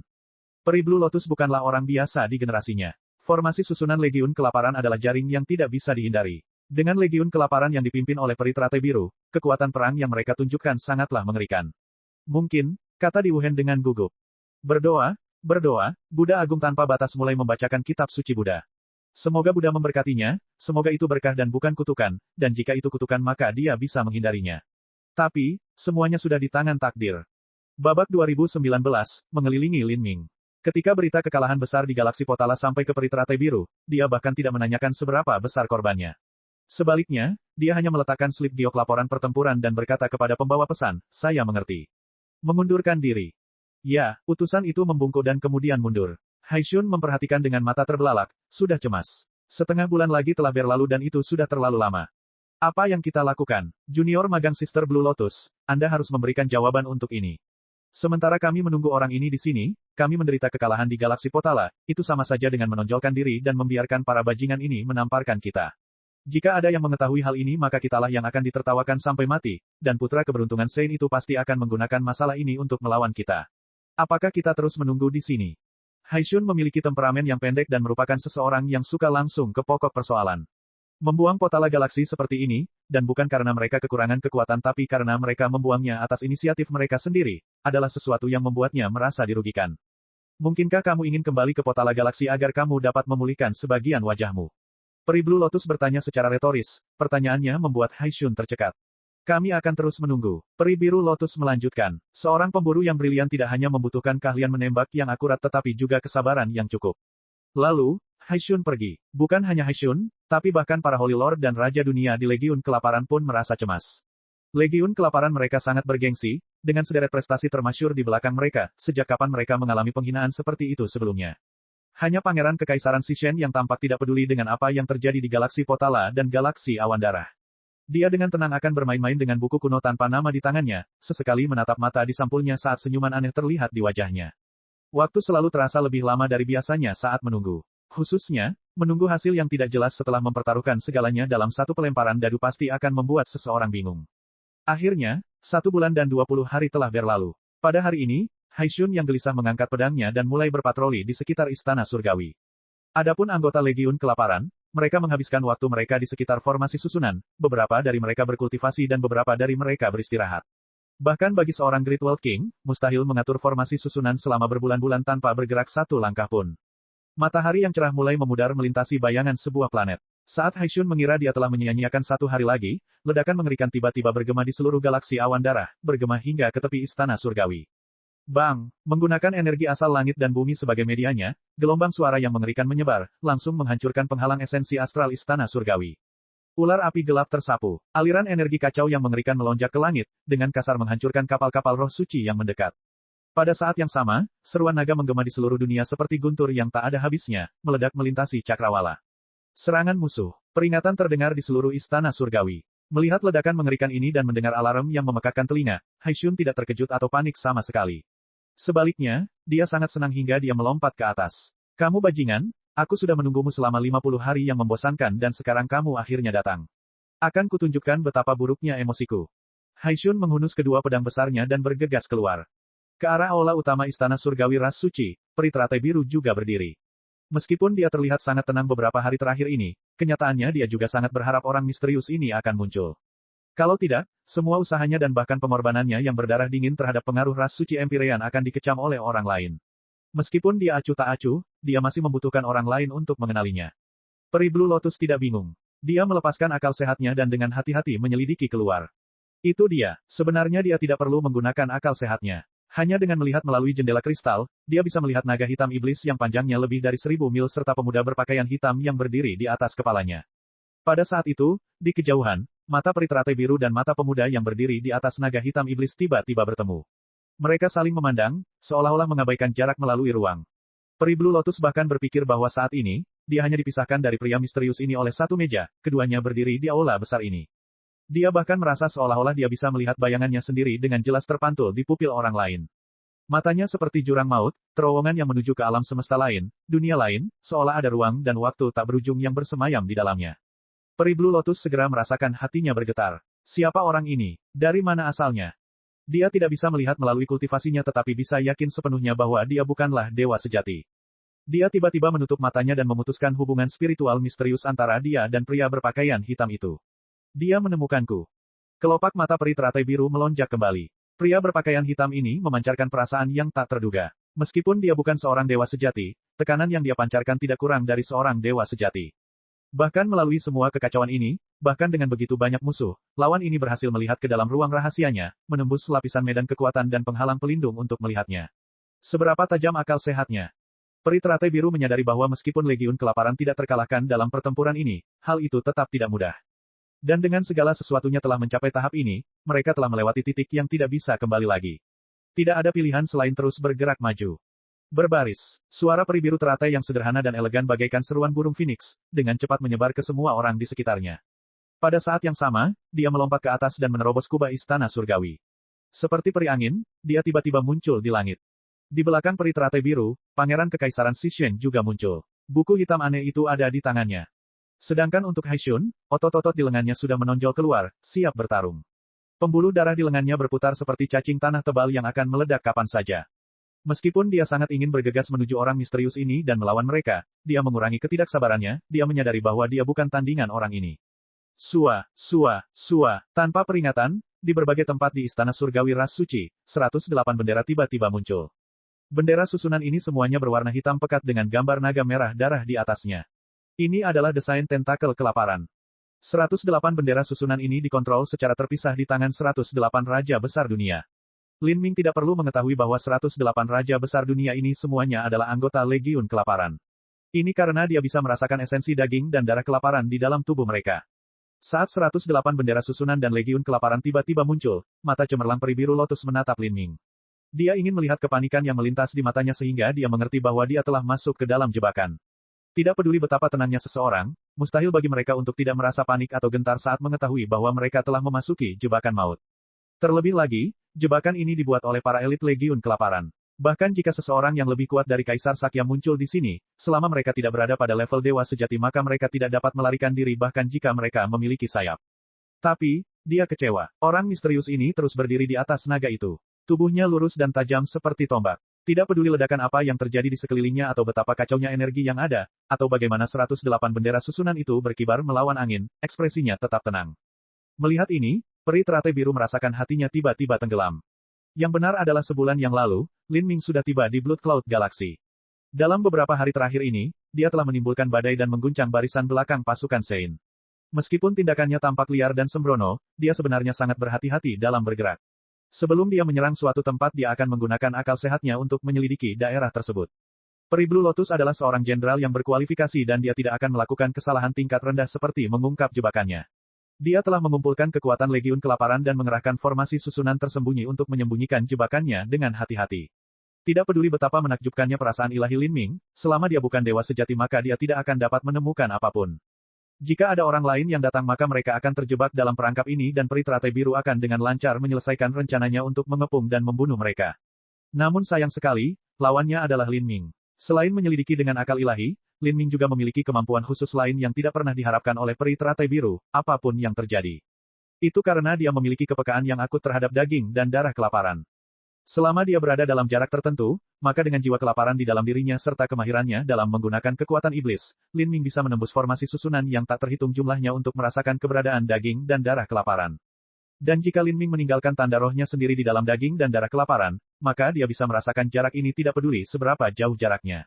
Ini adalah Legiun Kelaparan yang elit dengan sekitar 2.500 raja dunia dan 60.000 raja suci. Namun di mata Lin Ming, orang-orang ini seperti 62.500 bola cahaya merah yang bersinar di langit, tersebar di jantung Istana Surgawi Ras Suci. Mereka tidak berbeda dengan bintang-bintang yang sangat terang yang bersinar di langit malam. Lin Ming bahkan bisa menilai ukuran dan kecerahan bola cahaya merah ini untuk menilai berapa banyak esensi iblis yang terkandung di dalamnya. Jadi, dari sini, dia bisa menyimpulkan kekuatan dari pembangkit tenaga listrik yang telah menyatu dengan daging dan darah kelaparan. Meskipun Lin Ming tidak takut pada Legiun Kelaparan, dia masih harus tetap waspada terhadap jebakan ras suci. Dia diam-diam telah menyelidiki jebakan yang disiapkan untuknya, dan dalam beberapa hari terakhir ini dia telah melihat tatapan bingung di mata Haishun dan yang lainnya. Pada saat ini, Lin Ming dan peri biru lotus saling menatap. Peri Blue Lotus merasakan kegelisahan di hatinya. Dia tahu bahwa orang misterius ini tidak memalsukan ketenangannya. Mungkinkah orang ini sudah menemukan jebakannya? Bagaimana mungkin? Dia telah menggunakan legiun kelaparan untuk membentuk formasi besar susunan penyembunyian. Kecuali jika seseorang adalah dewa sejati, mustahil untuk menemukannya. Pada saat ini, peri teratai biru tidak lagi punya waktu untuk memikirkan di mana letak lubang dalam rencananya. Menghadapi kelompok misterius yang terdiri dari satu manusia dan satu naga, dan tidak satu pun dari mereka yang merupakan dewa sejati, dia tidak dapat menemukan alasan apapun yang mungkin mengapa dia bisa kalah di sini. Ini adalah pertarungan yang akan dia menangkan. Arai pengunci dewa, segel dia. Peri biru lotus berteriak. 108 raja besar dunia mengibarkan bendera barisan mereka. Untuk sesaat, energi iblis memenuhi udara dengan jeritan dan lolongan, seolah-olah roh-roh kesakitan yang tak ada habisnya menari-nari di udara. Yang terkunci di sini adalah jiwa orang mati. Harta roh tipe bendera atau pita seringkali menyegel jiwa seniman bela diri untuk meningkatkan kekuatan mereka sendiri. Inilah yang disebut bendera hantu, pita hantu. Ketika 108 bendera susunan ini telah disempurnakan, tidak diketahui berapa banyak darah yang telah ternoda. Bendera susunan demi bendera susunan memancarkan energi gelap yang menghubungkan masing-masing bendera. Bab 2020, Kontrol Kontra. Bendera susunan ini dikibarkan ke segala arah. Ada yang tinggi dan ada yang rendah, ada yang di atas kepala Lin Ming dan ada yang di bawah kakinya. Aliran energi hitam menghubungkan mereka, akhirnya berkumpul menjadi jaring cahaya hitam yang sangat besar. Jaring ini menutupi Lin Ming dan naga hitamnya di dalamnya. Ini adalah arai pengunci dewa, langkah pertama dalam perangkap peri teratai biru. Itu semua dilakukan untuk mencegah orang misterius ini melarikan diri. Jadi itu adalah susunan penyegelan. Lin Ming melihat jaring cahaya hitam raksasa yang mengelilinginya dan langsung menilai energi mengerikan yang terkandung di dalamnya. Jika seseorang tidak memiliki kekuatan keilahian sejati maka mustahil untuk menembusnya. Dalam perang yang melibatkan dua ras, pemimpin puncak adalah tokoh penting. Namun, hasil perang tidak pernah sepenuhnya ditentukan oleh jumlah master atau master puncak mana yang lebih kuat. Ketika beberapa ribu, puluhan ribu, atau bahkan ratusan ribu Holy Lord, World King, dan Great World King bergabung bersama dalam formasi susunan, kekuatan tempur yang dapat mereka tunjukkan tidak terbayangkan, cukup untuk membalikkan gelombang perang. Apa yang ada di depan Lin Ming adalah pemandangan seperti itu. Dan saat arai pengunci dewa telah disiapkan, peri teratai biru berteriak sekali lagi, arai pembunuh dewa. Kekosongan mulai bergeser, angin menderu dan energi mengalir deras. Di luar arai pengunci dewa, 72 raja dunia besar lainnya muncul, masing-masing memegang dis arai berwarna merah darah di tangan mereka. Mereka kemudian berdiri di atas cakram susunan ini, seolah-olah mereka sedang berdiri di atas altar yang berlumuran darah. Saat mereka berdiri kokoh di 72 titik, atmosfer di dalam arai pengunci dewa mulai berubah, dipenuhi dengan niat membunuh yang kental. Perasaan ini seolah-olah seluruh area telah menjadi kolam darah neraka. Seniman bela diri manapun di dekatnya dapat merasakan aura arai pembunuh dewa, membuat mereka merasa seolah-olah seluruh garis keturunan mereka terkekang, membuat mereka sulit bernapas. Perasaan ini datang hanya dari gelombang energi tambahan yang dipancarkan dari arai pembunuh dewa, bisa dibayangkan betapa mengerikannya tekanan yang harus ditahan Lin Ming di tengah. Arai pengunci dewa dan arai pembunuh dewa bisa menyatu dengan sempurna. Kemampuan penyegelan tiga dimensi dari arai pengunci dewa tidak akan menghalangi sifat ofensif dari arai pembunuh dewa. Kedua susunan itu saling melengkapi. Lin Ming berdiri di atas kepala naga hitam. Dia perlahan mengeluarkan tombak naga hitam. Tombak ini telah dimodifikasi oleh Lin Ming dan kecemerlangannya telah disembunyikan. Orang lain seharusnya tidak mengenalinya tapi setidaknya mereka bisa melihat bentuknya. Tombak. Melihat tombak ini, pupil peri teratai biru mengecil. Melihat senjata jenis ini membuatnya teringat seseorang dari masa lalu. Lebih dari 6.500 tahun yang lalu, orang itu telah muncul dan memaksa semua elit heroik muda dari 33 surga berada di bawah kakinya. Meskipun peri teratai biru sedang mengasingkan diri di dalam gunung Dewa Bulu melonjak dan belum pergi, dia masih mendengar namanya. Pada saat itu, para Saint berada di puncak kekuasaan mereka dan mengalahkan raja-raja besar dunia umat manusia satu demi satu. Putra keberuntungan suci menekan moral manusia dan bahkan mengalahkan pembangkit tenaga listrik mereka, sehingga mereka kehilangan muka apapun yang mereka miliki. Meskipun dia tidak mau, dia tidak punya pilihan selain mengakui bahwa pada saat itu, dia masih sedikit lebih buruk daripada putra keberuntungan Saint. Dia tahu apakah itu bakat, hukum, kekuatan, atau potensi, dia sepenuhnya ditekan oleh Lin Ming. Orang ini, ketika dia berada di alam Holy Lord, bahkan telah menyebabkan gurunya yang terhormat keluar dari pengasingan untuk secara pribadi memburunya. Saat tombak hitam ini muncul di tangan orang misterius itu, peri Blue Lotus entah kenapa teringat kembali pada Lin Ming. Untuk sesaat, dia bahkan curiga bahwa orang ini adalah Lin Ming sendiri.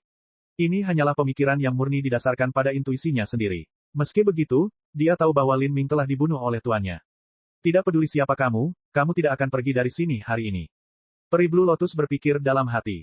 Cahaya dingin muncul di matanya. Dengan lambaian tangannya, di luar arai pengunci dewa yang terbentuk dari 108 Raja Dunia Agung dan arai pembunuh dewa yang terbentuk dari 72 Raja Dunia Agung, 1024 Raja Dunia lainnya muncul di kedua sisi. Ini setara dengan 2048 Raja Dunia biasa, semuanya menuangkan kekuatan ke dalam arai pengunci dewa dan arai pembunuh dewa. Kemudian, di luar 2048 Raja Dunia itu, 54.000 Tuan Suci lainnya muncul. Para Holy Lord mewariskan kekuatan mereka kepada para Raja Dunia, dan kekuatan para Raja Dunia tersebut mendukung para Raja Dunia yang agung. Lapisan demi lapisan, setiap lapisan ditumpangkan satu sama lain. Saat semua kekuatan ini berkumpul, satu serangan dari ini akan cukup untuk menghancurkan keberadaan apapun di bawah keilahian sejati. Melihat adegan ini, meskipun Lin Ming berada dalam keadaan tak terkalahkan, dia masih tidak bisa menahan nafas dari udara dingin. Sebelumnya, meskipun Lin Ming telah merasakan keberadaan Legiun Kelaparan, dia tidak tahu jenis formasi susunan apa yang telah disiapkan peri biru lotus untuk digunakan melawannya. Baru sekarang, ketika dia melihat jebakan ini sendiri, dia memahami bahwa itu adalah gabungan dari susunan penyegel dan susunan pembunuh. Selain itu, jumlah seniman bela diri dan diagram di mana mereka berbaris tampaknya selaras dengan aturan Dao Surgawi. Meskipun terdapat 2.500 Raja Dunia dan 60.000 Raja Suci, mereka yang tersisa bertugas sebagai pengganti. Dalam pertempuran seperti itu pasti ada beberapa Raja Dunia dan Raja Suci yang mati, dan mereka yang mati bisa digantikan dengan yang lain untuk memastikan formasi susunan tetap mempertahankan kekuatannya. Dalam kesatuan arai pengunci dewa dan arai pembunuh dewa, tidak peduli betapa menakjubkannya kekuatan seseorang, apakah seseorang dapat menggali ke dalam bumi atau naik ke surga, apakah seseorang dapat melawan naga dengan tangan kosong, semua itu tidak ada gunanya. Tidak ada tempat untuk melarikan diri. Ini adalah gerakan yang direncanakan dengan hati-hati berdasarkan gerakannya, sebuah jaring yang tak terhindarkan untuk menjebaknya dengan sempurna. Lin Ming mengakui bahwa peri biru lotus ini adalah lawan yang tangguh. Dia mampu memanfaatkan Legiun Kelaparan di bawah kendalinya hingga batasnya. Jika ada orang lain di sana maka mereka pasti sudah mati. Legiun Kelaparan benar-benar menakutkan. Pasukan yang terkoordinasi dengan baik telah menjadi penggiling daging dalam perang para suci melawan manusia. Jumlah seniman bela diri manusia yang mati di tangan mereka jauh lebih banyak daripada mereka yang mati di tangan Santo Empyrean atau Santo Dewa Sejati. Ketika Legiun Kelaparan menelan kekuatan manusia, aku bertanya-tanya apakah mereka menggunakan metode ini untuk memberi Saint Sovereign esensi daging dan darah serta energi asal. Lin Ming segera berpikir, mungkin Good Fortune Saint Sovereign telah menciptakan Legiun Kelaparan dan menghasilkan avatar kelaparan sehingga dia dapat menggunakannya untuk menjarah lebih banyak daging dan darah, energi, dan kekuatan jiwa secara terpisah, semuanya untuk menyelesaikan ambisinya sendiri. Saat ini dia masih tetap tenang dan mantap. Aku sangat benci orang-orang yang selalu bersikap sombong bahkan saat menghadapi kematian. Itu membuatku ingin merobek wajahnya. Pangeran Kekaisaran Sishen dengan santai berkomentar dari peri Blue Lotus di dekatnya. Dia mengucapkan setiap kata seolah-olah dia sedang menggigitnya. Dia menelusuri cincin spasialnya dan mengeluarkan buku hitam bertatahkan gambar mata. Berdiri di dekat Pangeran Kekaisaran Sishen, Haishun dan Dark Moon juga telah mempersiapkan diri, siap menyerang kapan saja. Junior Magang, Sister Blue Lotus, mengapa Anda tidak mengeluarkan perintah? Aku mulai tidak sabar. Haishun menggenggam kedua pedangnya dan membantingnya bersamaan, dering logam tajamnya bergema di udara. Peri Blue Lotus mengabaikan Haishun. Dia terus menatap Lin Ming, perasaan tidak enak terus berputar di hatinya. Dia masih tidak bisa memikirkan celah apapun dalam rencananya. Saat dia memutuskan lagi bahwa tidak ada masalah dengan rencana yang telah dia bentuk dan juga memastikan bahwa Lin Ming tidak memiliki kekuatan pada tingkat ketuhanan sejati, mata peri Blue Lotus mulai dipenuhi dengan niat membunuh. Saya tidak percaya Anda memiliki peluang untuk membalikkan keadaan dalam situasi seperti ini. Mulai. Peri Blue Lotus mengeluarkan perintah. Pada saat itu, 54.000 Holy Lord meledak dengan kekuatan terbesar mereka, mengalirkannya ke tubuh Raja Dunia 2024. Kemudian, peningkatan kekuatan ini bagaikan gelombang tak terbatas seiring dengan semakin mendesaknya kekuatan para Raja Dunia, menghantam tubuh 180 Raja Besar Dunia bagaikan gelombang pasang yang tak ada habisnya. Untuk sementara waktu, seolah-olah banyak matahari yang meletus di dunia. Semua bintang di langit tertutup oleh cahaya yang menyilaukan ini. Di bawah cahaya ini, Lin Ming tetap setenang danau yang tenang. Dia seperti berenang di lautan kesadarannya. Di dalam dunia pikirannya, ada kegelapan tak berujung, dan di langit gelap di atasnya berkilauan 60.000 bintang berwarna merah darah.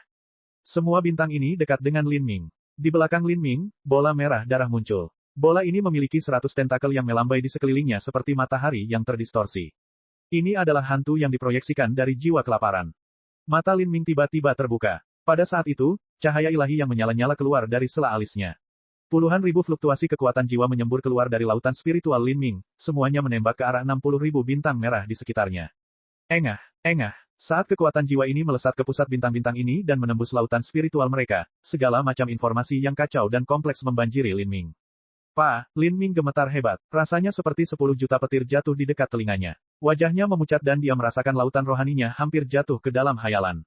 Ini adalah dampak mengerikan dari bertabrakan dengan 60.000 kekuatan jiwa. Meskipun Lin Ming telah mempersiapkan diri, dia masih merasa jiwanya akan hancur berkeping-keping. Pembuluh darah biru menonjol di dahinya. Dia menahan rasa sakit yang menyayat jiwa ini dan kemudian sepenuhnya menekan semua kekuatan jiwa ini, menempatkan mereka di bawah keinginannya satu persatu. Untuk mengendalikan 60.000 orang secara bersamaan merupakan tantangan yang sangat sulit bagi Lin Ming. Dia telah menjalani 6 reinkarnasi dan telah menahan diri selama ribuan tahun, lautan jiwanya telah lama menjadi sangat kuat. Selain itu, setelah menyatu dengan jiwa kelaparan, kedalaman dan lebar lautan spiritualnya meningkat 10 kali lipat. Hanya dengan semua ini Lin Ming berhasil mencapai apa yang dia lakukan dengan lancar, terlepas dari rasa sakit yang dia rasakan.